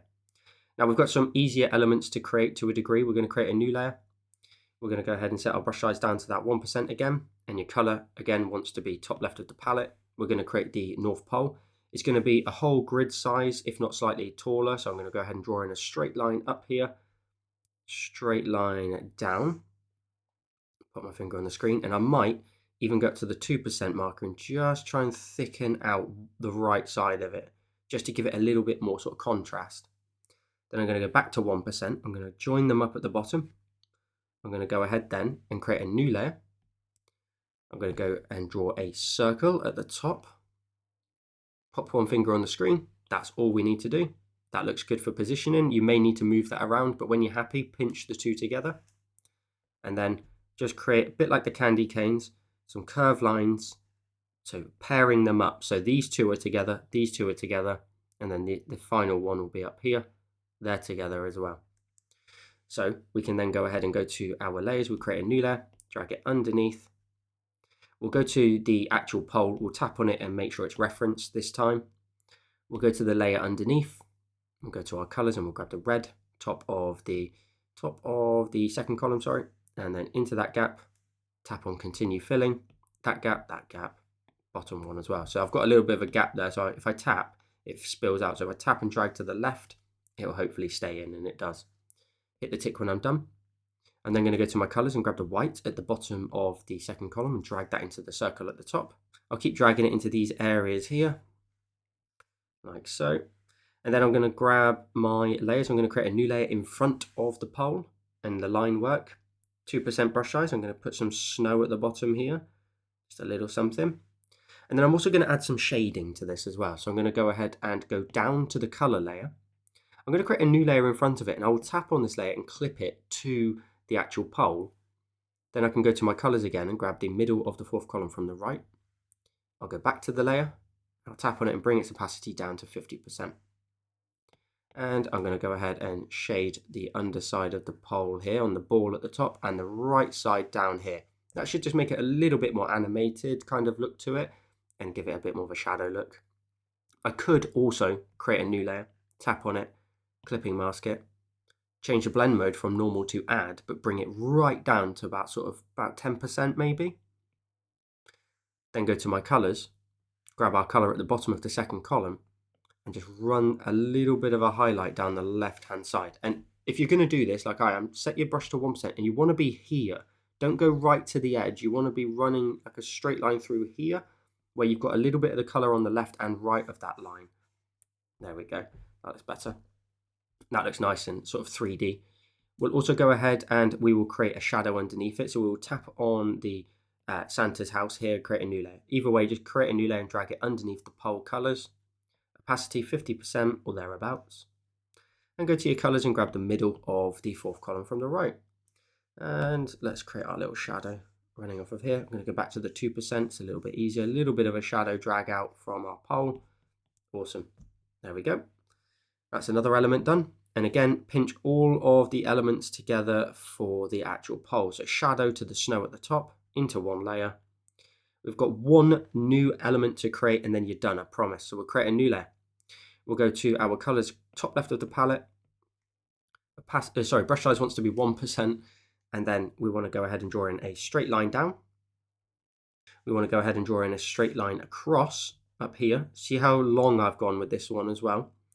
And then we're going to create a little bit of a hull under there kind of shape. And then we'll set the brush size to 2% and just create some kind of wave-like lines here, just to cover up the bottom of the ship. So a little something like that. Then go back to your 1%. We can go ahead and draw in a line that's going to run, say, across here. Pop one finger on the screen. Very simple. There we go. At the back of the ship, we're going to go ahead and create like this kind of boxed unit here. So it's like a shipping container almost. There we go. We'll draw in a kind of sail. It's not sail, is it? They're like angled metal areas here at the back of the ship. So a little something like that. You can draw in maybe an extra element, maybe say like here and then down.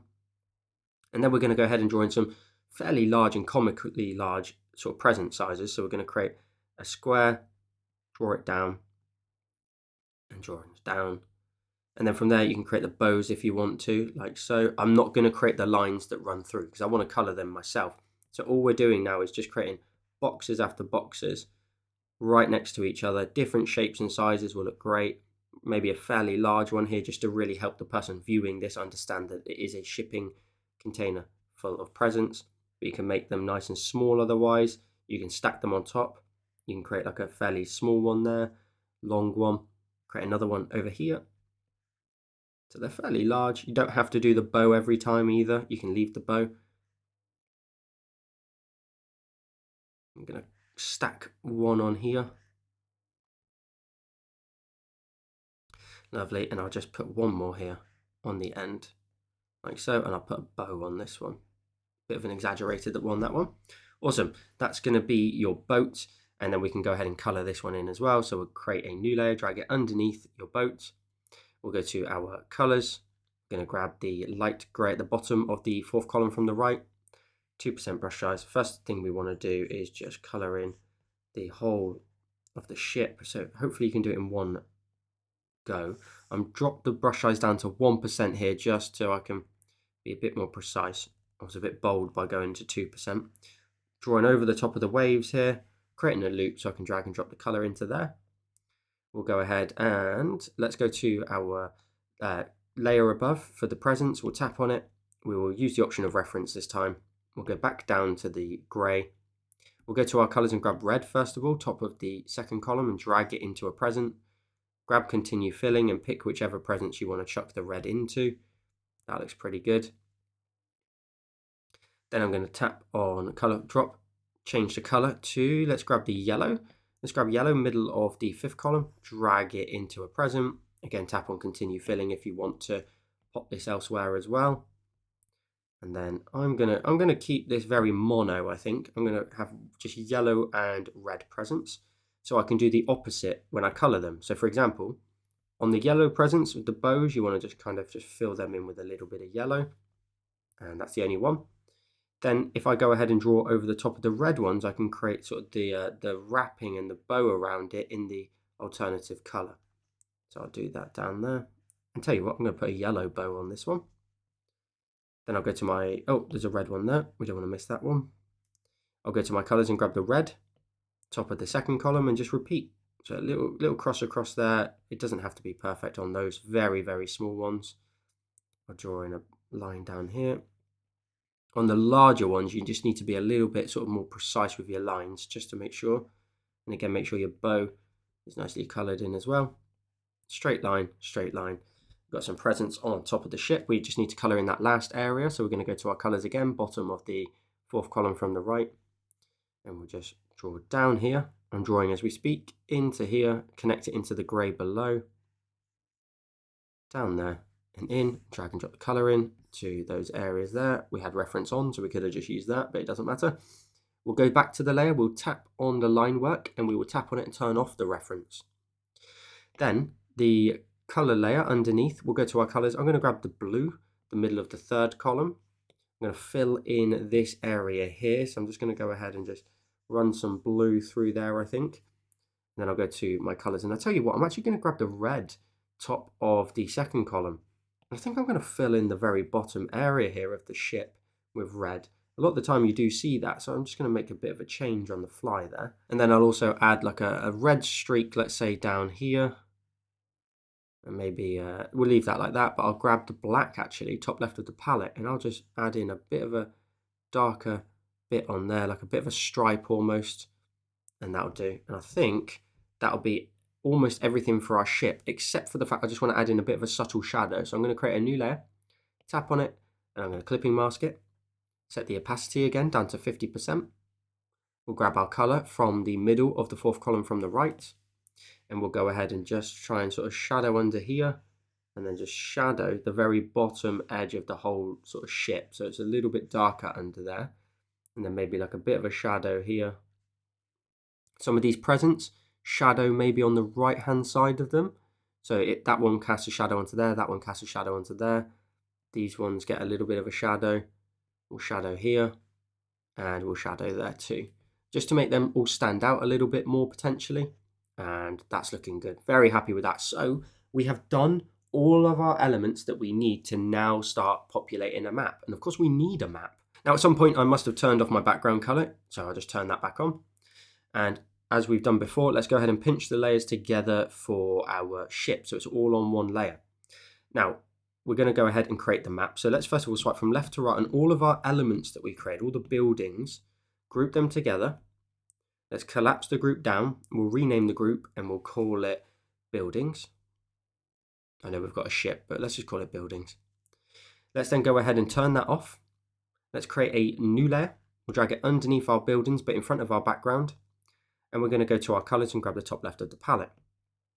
Now we need to change our brush now to the evolve. I've got it named map shape for you, and the size is 20%. What you now want to do is create a map, and this brush is nice and randomly scattered. So you can just, for example, run it round like this and create any kind of map-like shape. Now you don't want to run above that borderline. So you want to keep going and just do multiple versions potentially until you're happy with the actual landscape. It may take multiple attempts, but I'm going to keep having a few goes and see what kind of landscape I can create. So after multiple attempts, this is the map that I'm going to go for. In fact, I'm actually going to go ahead and cover that in a little bit as well. I don't really want any lakes in this particular one. Now, I'm taking a bit of an artistic liberty because I want to have an area for my ship to go into, like a bit of a port. Now, it's up to you. You can actually go ahead and download this map and follow exactly the same as I'm doing. It's available in the requirements over on Patreon, or you can go ahead and create your own. The rules are exactly the same. All you need to do is just start to think about positioning your design. But if you do go ahead and use the same version as me, all you need to do is go up to your actions, go to add and insert the photo, which is the actual image I've provided, and you'll have the exact same version I've got. Now we're going to go ahead and tap on this layer. We're going to invert it, so it's now the blue version. That's actually going to help us with the color of the land. And then we're going to create a new layer. We're going to make sure our color is still top left of the palette, and your brush is still going to go back to Mercury, and we're going to have the 2% brush size. At this point, you now want to start outlining. Now, all you want to do is take a look at the sort of creation that the Evolve brush created. Lots of jitters in here. It will look fantastic. You don't want things looking too smooth. You want to just create the outline of this shape and all of the different elements that it creates. Exaggerate it by all means, create little areas that are a little bit more exaggerated than what the actual brush managed to create for you. But all you need to do is just run it all the way around the outside edge. Now, one thing to bear in mind is, like, for example, here, we're going to end up having some cliffs in here. So what you want to make sure you do is as you sort of come around here, you want to end up with like sharp kind of points like this almost, so we can create cliffs running off of them. So having bumps and lumps gives you stuff to work off of. It's a lot like the mountains that I normally draw or normally describe anyway. Having the bumps and lumps will give you things to work off of. Now your pressure wants to somewhat try and stay the same all the way around. It might not be possible, but it would look best like that. So continue outlining the rest of your landscape. So I've gone around the whole edge. The only thing I've also done is just made a little bit of space there for the North Pole. Now again, optionally, you're more than welcome to download my version here of the outline, and the same process, go up to actions and add it into your canvas. Now, as I mentioned, we're going to add in cliffs, and that's the first thing that we're going to do.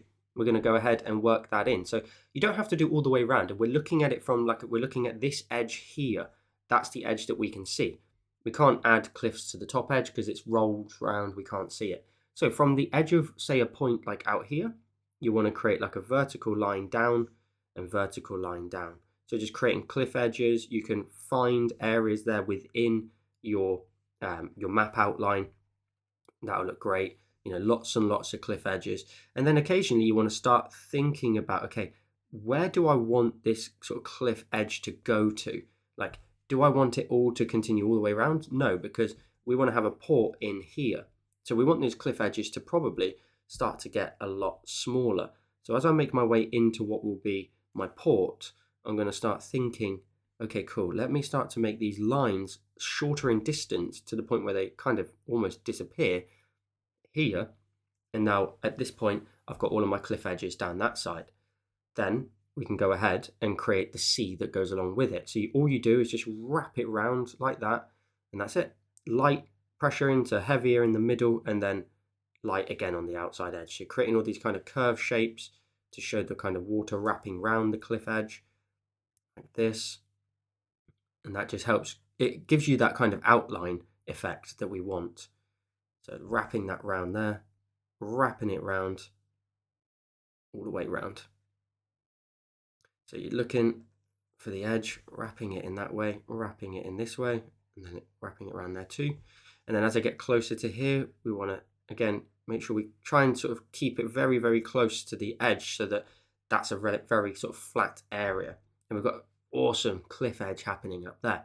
And then you can take a look at the rest of your entire design and say, do I want to repeat that anywhere else?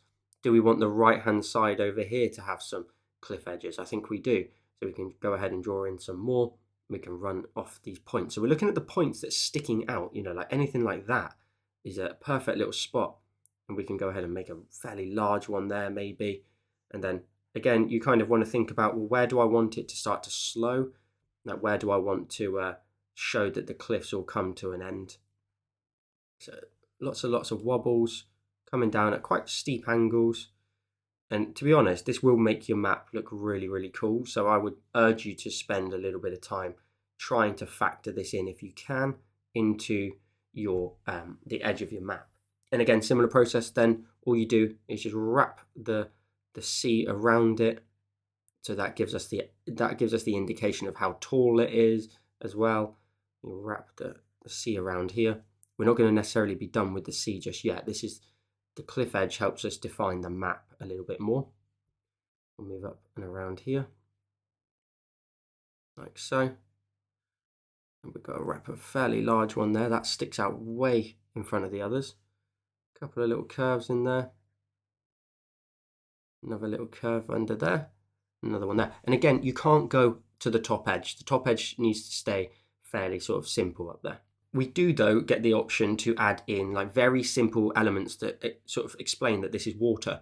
And all you want to do is create like horizontal wavy kind of lines all the way along those edges. Now, if you get any curves like this, you can follow the kind of curve. All you're doing is kind of mimicking the curve of the land and showing that there should be waves out there.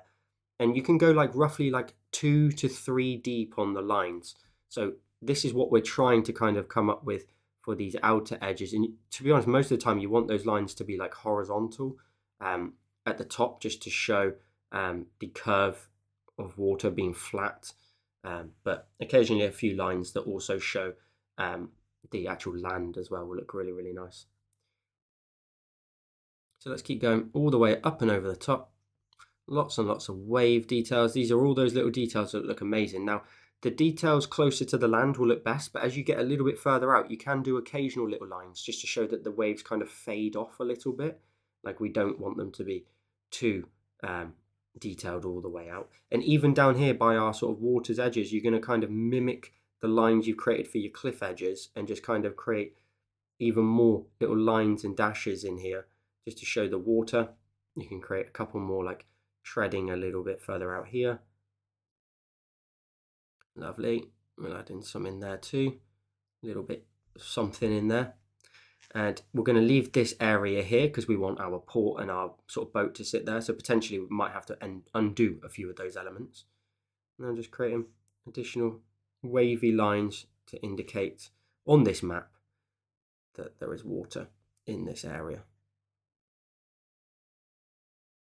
And you can do a really good job of just using 1 or 2 lines just to indicate water, as long as they've got that kind of wobbly, wiggly line up here. And, you know, occasionally you could add in really quite wobbly lines to kind of show out here it gets really rough. So just be careful when you're approaching. Now, your cliff edges then also need some shadow. So where you've got your land, all you want to do is follow the line and scrape down like this. So scraping in the gap to create a shadow. So here I'm using the line beside, scraping over towards the line. So you start over by the next line and scrape over towards your other line. Zoom all the way out and you should get some really nice shadows. You can bulk them in. Now here where you get an element like this, you're just going to have to maybe sort of think about sort of actually detailing it to a degree and picking a side that you think is the priority. So I think leaning off to the right is the priority, so I can just do something like that. And again, I now have to go this way because the lines are facing diagonally bottom right. So I can wiggle my pen in that gap and then just a couple of scrapes along here. It gets quite dark in there. Again, I've got to kind of make a decision here on this rocky one. Dark edge in here and just scrape that out. Zoom all the way out. It should just be a very simple way of showing that it's a cliff edge. A little, and also adding in a little bit of contrast and detail here too. In here, I'm going to just scrape down. Got quite a small area up here to work with, so I don't want to detail absolutely everywhere. You don't have to do that. You can just leave it. Here, where we've got actual purposeful cliff edges that we've drawn in, that's where we want to be detailing. So just diagonal lines following the line that you're following up towards. So here, I'm following a line that leans bottom right. Just do that. And they can vary, as long as they've got that kind of scrapey, hand-drawn nature to them, they'll look really effective. And you can leave gaps above your lines and below, a couple of scrapes in there if you really want to detail it. And a couple of nice scrapes in there too. And a couple more back there. Lovely. And I've got one more cliff that I need to do back there. Awesome. So now you should have some lovely shading all the way around the edge. What we now want to do is just make sure that the color of the land reflects the cliffs. So we're going to go to our map layer here now. So it's the color. Go to your colors and bottom left of the palette now, you'll find this color here. We'll go to our brush and go to tawny, the map texture. We'll go to 68% again. Brush size probably fairly small, around about 2%, because all you need to do is just add in a bit of this icy blue color into your cliffs. Kind of optional as well. You don't necessarily have to do this in terms of adding the blue. I think it looks quite good because I think it makes the cliff edges look quite icy rather than they could be quite rocky and sort of brown potentially. And I also like how the snowy color of the base color of the land rolls into the edge. So all I'm doing is just a quick squiggle, not going beyond the cliff lines and the water lines we created, just adding in a little bit of color in there, basically extending it up and out. Then we want to go ahead and add in some water. So we're going to create a new layer, drag it underneath our map layer here, go to your colors and grab then the top of the second column from the right. Same brush as you were working with, maybe a 2 or 3% brush size. How big or small is that? May need to go a bit bigger.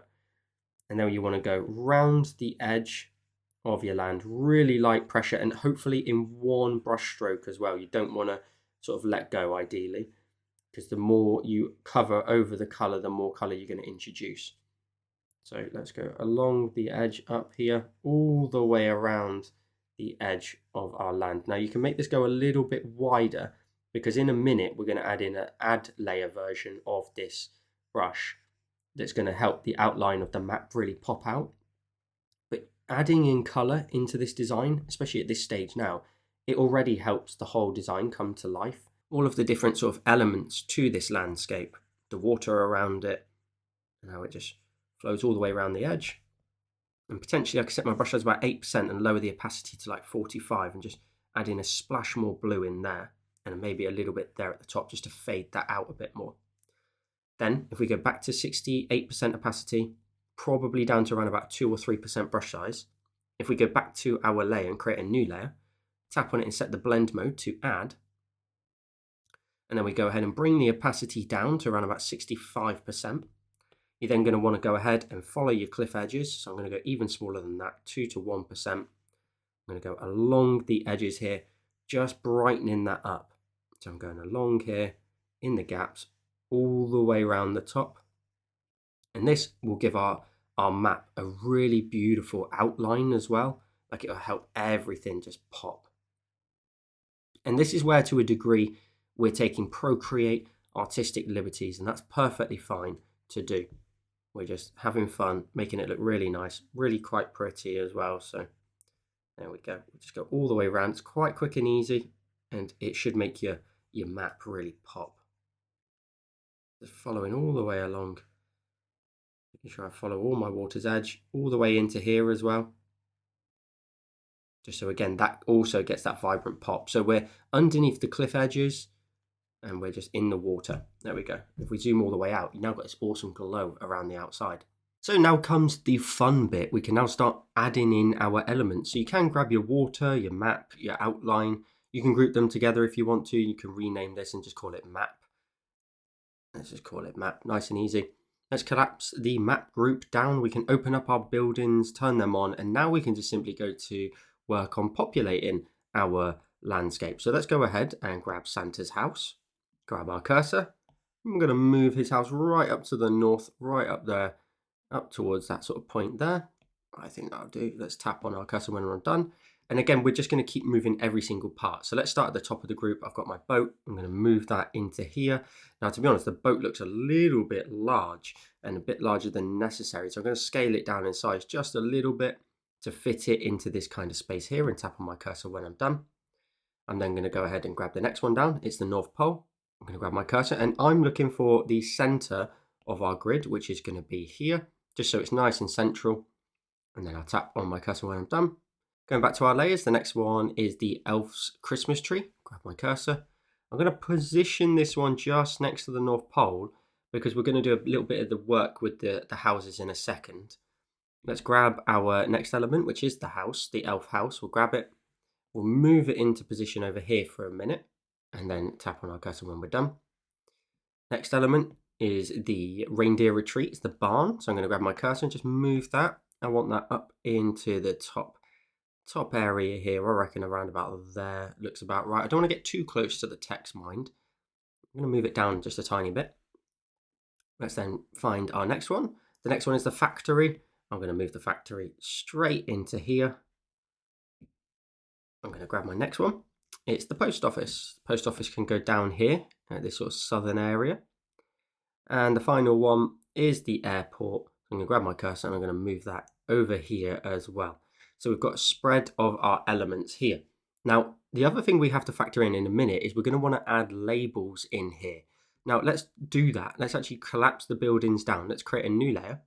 Let's go to our colors, triple checking that we are the top left of the palette. Our brush wants to be the Mercury brush again. And we're going to create a label. Now, the first thing we actually want to do is we need some text to actually sort of layer around it. So let's go up to our actions. Let's go add. Let's go to the option of add text. We've got our text here. We're going to double tap on it. We're going to go ahead and grab the keyboard. We want it center aligned as well. And if you go ahead and grab your keyboard up, so show keyboard, I'm going to go ahead and type in Santa's house. So Santa's, let's put the punctuation in there. Santa's house, capital H, why not? Capital H, Santa's house. Let's then grab our cursor, scale it down in size. It doesn't want to be very big at all. Now, to be honest, Santa's house is a really good one to sort of work on because it can go up to this left edge here, and size-wise, around about that is the trick. So if you were to actually say tap on the text now and go to edit text, and you double tapped on it, and then grabbed this extra menu, it's around about 10.4 points there. So we can hit done, and that's going to be our text size. on the empty layer underneath that we created, we can now create a banner. Now we want to go ahead and somewhat, to a degree, make this slightly bigger than what we need, because there's going to be other elements that we're going to put in. So we just want to sort of space it out. So what we're going to do is we're just going to sort of draw in a bit of a curve, and then a bit of a curve again, and then round that off on either side. And then from there, just create a very simple curve outwards. And maybe you want to be a bit lighter with the pressure than I was there, into a point, so into an arrow, and then tuck it underneath. That's all you want to do. And then mimic that on the opposite side. You could copy and paste that if you wanted to, if you really, really love that one. I don't think you could do it again twice, but that's going to be what we're going to go for. And then some very, very simple shading. We'll just scratch some lines here underneath the scroll. So just a couple of very sort of scratchy lines in there. And then we'll move it over to the other side and do exactly the same. Couple of scratchy lines underneath, like so. So we've got a bit of shading. Then what we'll do is we'll go to our layers. We'll create a new layer, drag it underneath the scroll. So drag it underneath.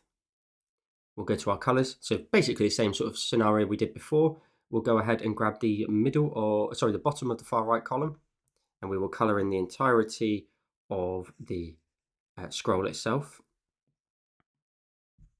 Bring that all the way around. I might need to move my text up just ever so slightly in a second. Just going to box that in so I can drag and drop the color in, and then create the bit of color on the end over here. Let's add in a very, very basic shadow to here. So we're going to go to our colors and grab the gray at the bottom of the fourth column. And then a little bit of sort of shadow just underneath there. Just a tiny, tiny little bit. A couple of pixels in terms of height. And then a couple of pixels over there too. And under there as well. Now at this point, zoom out, take a look at your scroll. Make sure you're happy with it. Potentially you might want to adjust it. But I'm going to pinch the two layers together. Cursor and just move it around. Just triple checking. I might even grab warp. And then just extend that up a tiny bit there. Warp's really useful for something like that. And then move that down as well. And maybe even bring that up as well. Just sort of scrunch that in. So you can play around with it as much as you like and keep finding the ideal shape for you. And then I'm going to tap on my cursor when I'm done. And now we're going to reuse that multiple times. So I'm going to grab both of them by swiping from left to right and grab my cursor and just move it up. I want to cover up the bottom of the path really, so it's a little bit tidier. And then we're going to duplicate it. So let's go ahead first of all and group them together. And then rename this group, and we'll call it Labels. And don't worry, if your layers start to look like they're about to get really high, we're about to pinch them all together in a second anyway. So what we'll do is we'll grab both layers, we'll group them together again, we'll rename this group and call it Santa's House. Then we'll go ahead and collapse that down, swipe it to the left and duplicate it. The next one, we can go ahead and grab the group here. Grab your cursor, you can move it around. So I'm going to move it over to here now, and I'm going to go and rename this. So what I can do is, I've moved it across, I can tap on the text, I can rename it by going to Edit, Text, double tap on it, and I'm going to call it Reindeer Retreat, I think. Just about fits, that's pretty good. Oh, that's almost absolutely perfect. And that's one of the longer ones, so that tells me my scroll should be good for the whole of it. So I've got Reindeer Retreat. If I'm happy with Reindeer Retreat, I can just pinch them two together and move it up and out. So I can delete that group. So you've still got your original two layers there for Santa's House, but you've got Reindeer Retreat on one layer. And then you can go ahead and keep repeating. So you can grab Santa's House group again, swipe it to the left, duplicate it. Don't worry about the name of it. Just grab your cursor for one group, move it down. We're going to go down towards the airport now. So around about there, I'll tap on my cursor. Again, I can go ahead and go to my layers in that group for that area there, tap on it and edit the text. I'm going to call this Eve Airport because you'd only use it on Christmas Eve. So let's go to Eve Airport. Perfect. And even though it's a smaller label, you don't need to change the size of the scroll. You just leave it. Again, when you're happy, pinch the two together, drag it up and out by Reindeer Retreat. You can even pinch those two together if you want to onto one layer to keep saving your layers. Let's then go to the group again, swipe it to the left and duplicate it. Grab your cursor, move it into a new location. So I'm going to go right to the bottom of the South Pole. And this is where, North Pole. And this is where you may need to move the post office, for example, or other elements if you have to. If I tap on my cursor, I can go to that group. And again, edit the text by double tapping on it, edit text, double tap, North Pole. I'll have to go back and add a space, of course. I want it to be capitalized. There we go. Awesome, that's another one done. Again, pinch the two together, drag it out, and pinch it to the rest of the scrolls with the exception of Santa's house at the top. And you can delete that group if needs be. So let's go ahead and then swipe Santa's house again to the left and duplicate it. So you've got the two layers. Grab your cursor, then drag that down. I kind of want this one to sit around about sort of over here in what I'm going to call the Elf Village. So I'm going to move that a tiny bit off to the right, tap on my cursor. Obviously the house is in the way at the minute, but that's fine. Open that group, edit the text, and I'm going to call it Elf Village. Perfect. Then again, I can go ahead, actually tap on the group and just flatten it, and then pinch it to the other labels. Again, swipe Santa's house to the left and duplicate, and just keep going until we've done everywhere. So I'm coming down here now, and this is going to be the factory. And I might even move it slightly off into the water on purpose so that I can get a path in here and the scroll won't get in the way. So I'll open up that group, edit the text, double tap on the text, and we'll call it the factory.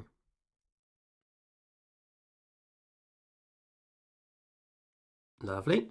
And then we'll tap on that group that it's in, flatten it so it's just one layer, and pinch the two together to the other labels. Let's duplicate Santa's house. Once again, we've got the post office and the port to do. So we'll grab our cursor for that group again. We'll bring it all the way down here. I want to call this area present port. I'm going to tap on my cursor. I'm going to go to my group for that, open it up, edit the text.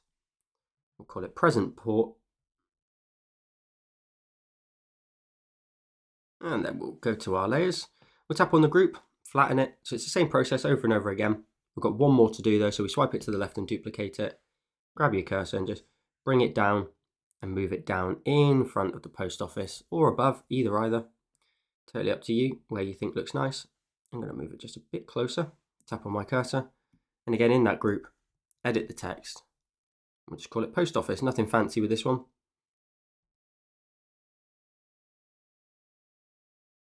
Awesome.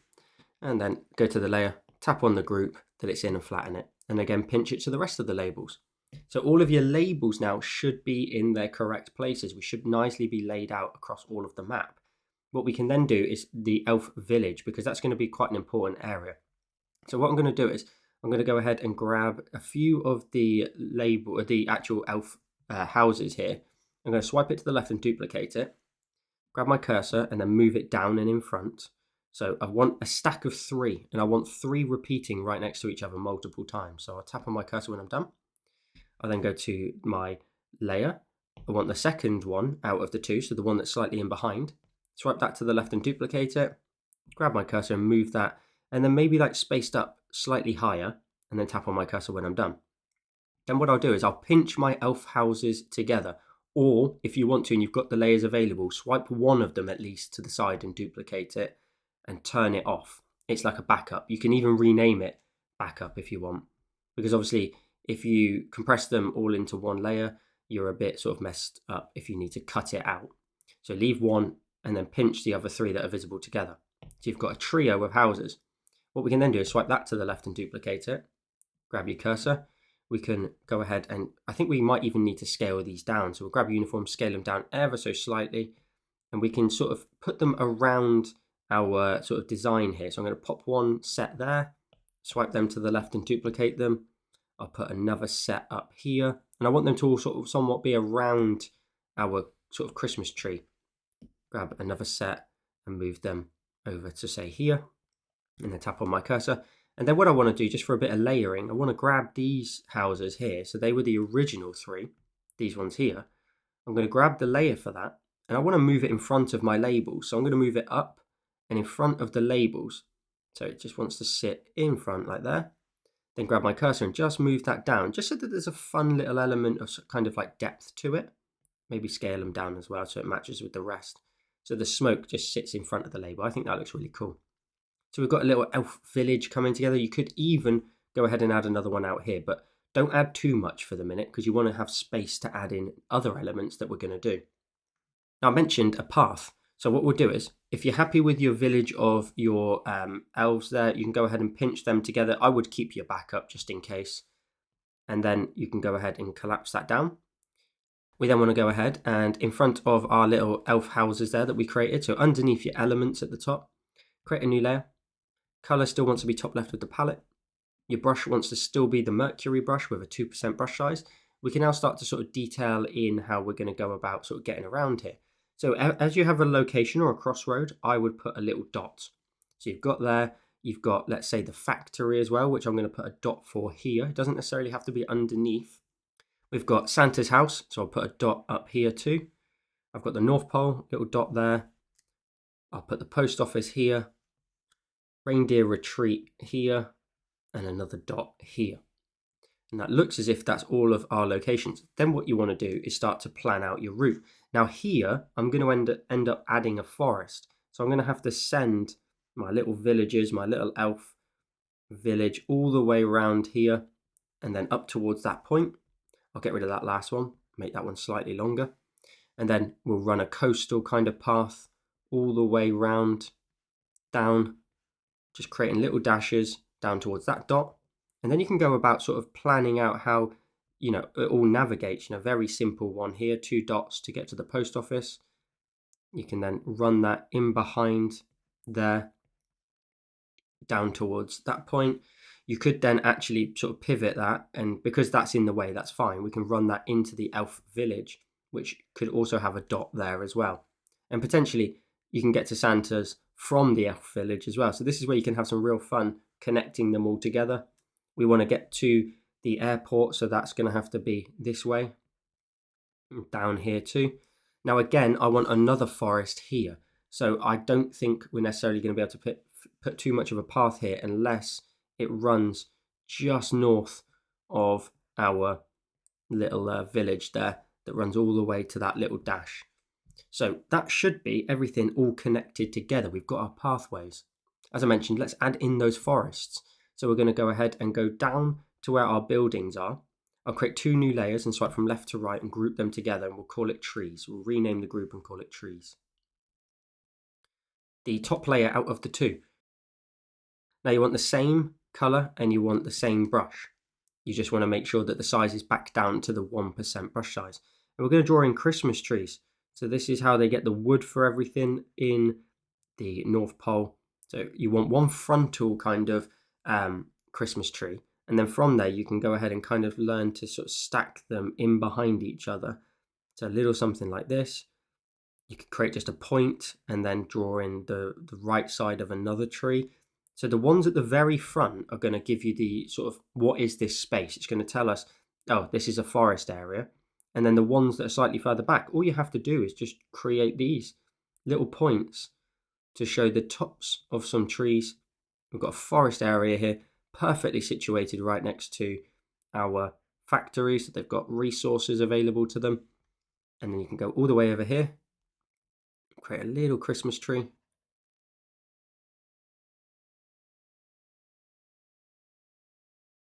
Lovely. Couple more in here. And you don't have to make it sort of a perfect loop in any way at all. I can again just draw in the right side of some trees here, just to show the left side is just buried in our forest of trees here. All at different sizes, different shapes. It's not that deep really, especially when you zoom all the way out. It doesn't need to be sort of super detailed in any way. You can draw in as many or as little as you think. You just need to sort of convince the general shape that it's a tree and it's a forest area. And I'll draw in one more tree here, I think. Having a few sort of standalone trees will look really good. And you don't have to sort of draw them all, like you can just draw the middle branches like that. Lovely. So you've got a little bit of a forest area here. And having a stray tree as well will look really nice because it will fill up the space in the empty gaps. So I'm going to draw in a rogue, individual tree here on its own. And then I'll go to my layers. I'll go to the layer underneath. And as you might have guessed, based off the principles of the rest of the tutorial, we go to our colors and we color in underneath. Grab the green, top of the 3rd column. Your brush wants to be the tawny brush. Size 2% and 68% opacity. We can rub some green into here. Go in behind that label, that'll look lovely. You can just chuck the green in, cover the whole area, and because it's a low opacity, you can always go back through and add patches of colour. And you don't have to just add it where the forest is, you can stretch the green area a little bit further astray, like this green land maybe. I'm going to colour in this tree on his own down here, and then maybe like a little bit of a green patch around the sort of sole of it and the bottom. Let's go back to a 2%, little bit of green around here. Lovely. And then we can go to our colours and grab the dark green, bottom of that third column. Your brush can be set to a slightly smaller size, like a 1 or 2%. And you want to just sort of shadow in very easily, like the right side of that tree, a little bit of sort of shadow in there, a little bit of shadow in there, and then just random patches. Honestly, like super random. Just wiggle your pen through the forest. Squiggly, like vertical lines will look amazing. You can cover up some trees. You can chuck some on the trees. You can be very particular if you want to, really try and bury some in there. But the one thing that will make it look really good is if you go ahead and just sort of darken up the bottom of the tree line and kind of push that little bit of a shadow off to the right. So we get a lot darker over here. And then over on the left tends to be a little bit lighter. So you end up with this kind of tree line like this. You can chuck some more green in behind, wiggles, like zigzags up and down will look amazing. And follow that principle over here too. Little stray tree on his own down there. And then that exact same principles apply to the forest area up there. Now, it's worth also noting that you could probably swipe that group to the left and duplicate it and grab your cursor and move that all the way up and just take a look and see what that looks like up there. So potentially you could go ahead and say, well, that's a good start. I could go ahead and delete the green layer underneath, use the outline at least to get me started, and then go to my dark color, top left of the palette again, back to the Mercury brush, and just carry it on from there. So I can start to draw in some more trees here at the very front, right next to our reindeer retreat. Just a couple more trees, and then adjust the general sort of shape, because you can have like random ones patched in the middle. So with that in play, we can then go ahead and say, well, actually I can reuse the majority of that exact same layer, and that will still work out nicely. Also, you do want it to somewhat look a little bit different as well to the one below. So the more you can try and make this one look slightly different, spend the time doing it. I know you're a lot of time into this tutorial already, but at this point, it's the final kind of stretches. So it's worth just noting that we can do that. I want to go ahead and probably grab that little tree, I reckon. Grab freehand and grab it. I'll go ahead and grab my cursor and I can just move it up and out the way. I can move him up there. And I can maybe create like a little bit of a little mini forest off of here. Maybe there's like a gap here in that area here. So if I go ahead and just keep drawing in little trees, very simple Christmas tree like aesthetic, I know. We can go ahead and chuck that in there. By the way, if you're enjoying this tutorial, I did a adventure map over on my Patreon. And so if you want to go ahead and get access to that, and come and join me on Patreon, and you'll be able to see it on screen now. It's the first adventure map I did, so this is like a slightly more fun version today, a little bit Christmas themed, but that one is available again over on my Patreon, so make sure to come and check that out. Okay, so we've got a couple more trees. I can go ahead and I reckon carry on this forest all the way up towards Santa's house, I reckon. I didn't do that in my initial practices, but I reckon it will look quite nice to just have a few little trees very close to Santa's house. Let's go ahead and colour them just the same way as we did here. So let's go back to our layers. Let's create a new layer. You're best grabbing the line work and moving it above the empty layer. On the empty layer, we want to go to our colours and grab the top of the third column. Brush wants to be set to tawny again. Maybe a 3% brush size, I reckon, 2 to 3. And you can just patch in all your green area here. Add it in. Maybe it comes like a bit of a green patch all the way down towards our reindeer retreat. Maybe that's why it's up there. There's so much grass up there for them. Leave a gap. Now I'm going to leave that gap there so that I can have a secondary forest right up here, right at the end. And I can see if I go too close to my line work, it starts to get a bit fuzzy. So I'll grab my eraser, make sure it's airbrushing still in the medium brush, and then just sort of erase it away from that edge so that the outline is not sort of tainted in any way.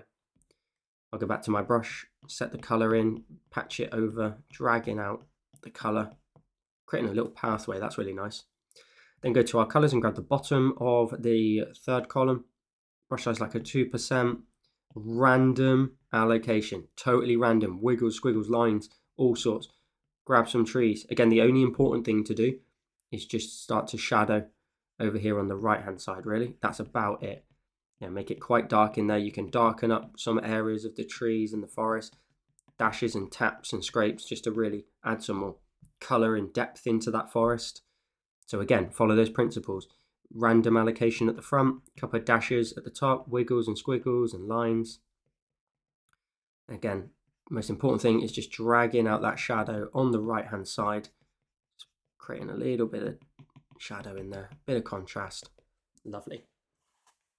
Now what we can go ahead and do is add in some snowy lines. So we can go ahead, and if you're done with your trees, you can pinch them together. I'm going to do that. I'm going to pinch them together, and I might even put them all on one layer as well. So let me go ahead and pinch those trees together, and I'll pinch those trees together. Lovely. So they're all on one layer now. I can collapse that down, and I can go ahead and make sure that they are in that trees group that we created before. So I can collapse that down. We want to go ahead and go up above our elf triple houses that we had and create a new layer. We'll go to our colors and grab the bottom of the second column. We want to be back to the Mercury brush and the 2% brush size, because what we want to do is now randomly throughout the map, you're creating snowy kind of piles, just snowy wiggles and wobbles in the snow and across the land. So you're using it as like a bit of a filler almost in the gaps. Now we do have a couple of extra elements just to finish off this whole design, but just make sure you kind of utilize this now wherever you need it, just to kind of fill in any little gaps, add in some more interesting content in the spaces. We obviously want to show that this is very snowy, very icy, etc. So little wiggles and wobbles throughout the whole of the map will look amazing. Here in this kind of almost like town center almost, I'm going to put some more in there. Nice horizontal lines, a couple of wiggles in there. And this is like, we've already done so much of the hard work, this latter stage. Once we even sort of created the map outline, that's where it all really comes together. Now, if you are going to create your own maps in your own time, do it the other way around. The only reason I've done it the way I've done it today is because we had a certain design already set out in play. So I would urge you, if you're going to create your own maps, that you actually go ahead and draw the map outline first. So you've got an idea for your spacing, etc. We only did it the way I did it because I already knew what we were drawing, of course, because I pre-practiced these. So I already had all of my notes from the previous version, but I would advise you to do it the opposite way next time. So you do your map outline first and then fill it with content as you go. So that would be a little note to bear in mind. We've got some snow now running across the whole of the map.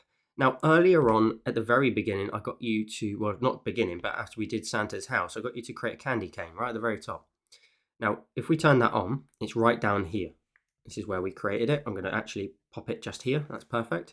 We're going to just scatter these all the way across the map. So we're just going to swipe it to the left, duplicate it, grab your cursor. I would make it a tiny bit smaller than that. And I'm just going to dot it around, maybe rotate it ever so slightly at every single occasion just to change it up. So just having some fun now, making some additional fun elements to the design. Flip it horizontal as well, by all means, chuck it in there. That's fine.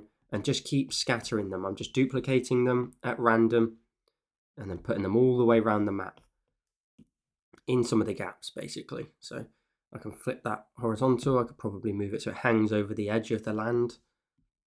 And this just gives it a little bit more of that Christmassy vibe to it, I think. I'll move it all the way up in between my forest. And I'm just duplicating the last one I worked on and just moving it around. So if I'm going a bit too fast, that's all I'm doing. And I'll pause it in a second for you if you really want to make sure that you're matching up to mine. I always urge you to try and do what you want to do for your own work. At the same time, I appreciate you may also want to just make sure that it all matches up. So let me keep going. The only thing I also want to do is make sure I put one in the village center there. So if you're struggling for layers, just compress all the previous ones that you just did together. That'll look great. So let's tap on that. And that looks very fun. Happy with that. I'm going to go ahead and just simply pinch all of them together onto one layer. So all of my candy canes now are on one layer. And the final thing we need to do is just brighten this up a little bit. So we're going to go into our map group here. We're going to create a new layer at the top of the map group. If you've already compressed the map down, it's all right. Just create a new layer in front of the map and under your buildings. Set the blend mode from normal to the option of add and bring the opacity down to about 20%. You want to go to your colors. you want to go ahead and grab this color here, top of the third column from the right, and your brush wants to be set to tawny. Brush size probably around about 3 to 2%. You're going to scatter these in the gap now. You're going to scatter this color in the gaps between your landscapes. So your POIs, your sort of areas that you've drawn, your buildings, etc. So you're kind of leaving the path a little bit kind of the blue tone almost. So we're just scattering in this color. See how it's a little bit brighter now over this side. It might be subtle on camera, but it's actually quite a lot more vibrant in person. So you'll be able to see it on your screen, especially if you go over the layer a few times. So like here, I'm going to go ahead and go sort of in this gap, but not up to the edge of the, or even on top of the path. I want to leave the path nice and sort of left to be that darker blue. I can brighten up in here too. And this is that one, again, taking that kind of Procreate artistic liberty of just being able to do what we want. So I'm just brightening up in the areas like underneath here, but again, avoiding the path. That's all I'm doing as I'm doing this. So if you think I'm going maybe a bit fast, I apologize, but that's all I'm doing. It's just avoiding adding any color to the pathway. So you should end up with all these brighter little spots around the outside. And at this point, you are done. You can pinch with 2 fingers, you can go full screen with 4, and you end up with today's finished tutorial. Congratulations to you on sitting through quite a long tutorial and listening to me being ill at the time of recording. As always, make sure to tag me in your finished creations wherever you decide to share them. But the best thing you can do is actually let me know in the comments of what you thought of today's design. I really want to hear what you thought of today's tutorial. Did you enjoy it? Let me know in the comments. Make sure to subscribe to the channel for more Procreate tutorials. And if you want even more tutorials from me, like my previous adventure map, you can come and find me over on Patreon. There you'll find a list of over 120 exclusive tutorials at the time of recording, and 3 more are added every single month. And did you know you can actually go to my website and see every single tutorial that I've released over there on my website first, so that you know if the content is fit for you or not. So make sure to check that out using the link in the description down below. And if you like this video here on YouTube, you will love this one on the screen now. Thank you so much for watching. Have a wonderful rest of your day, and I'll see you in the next one.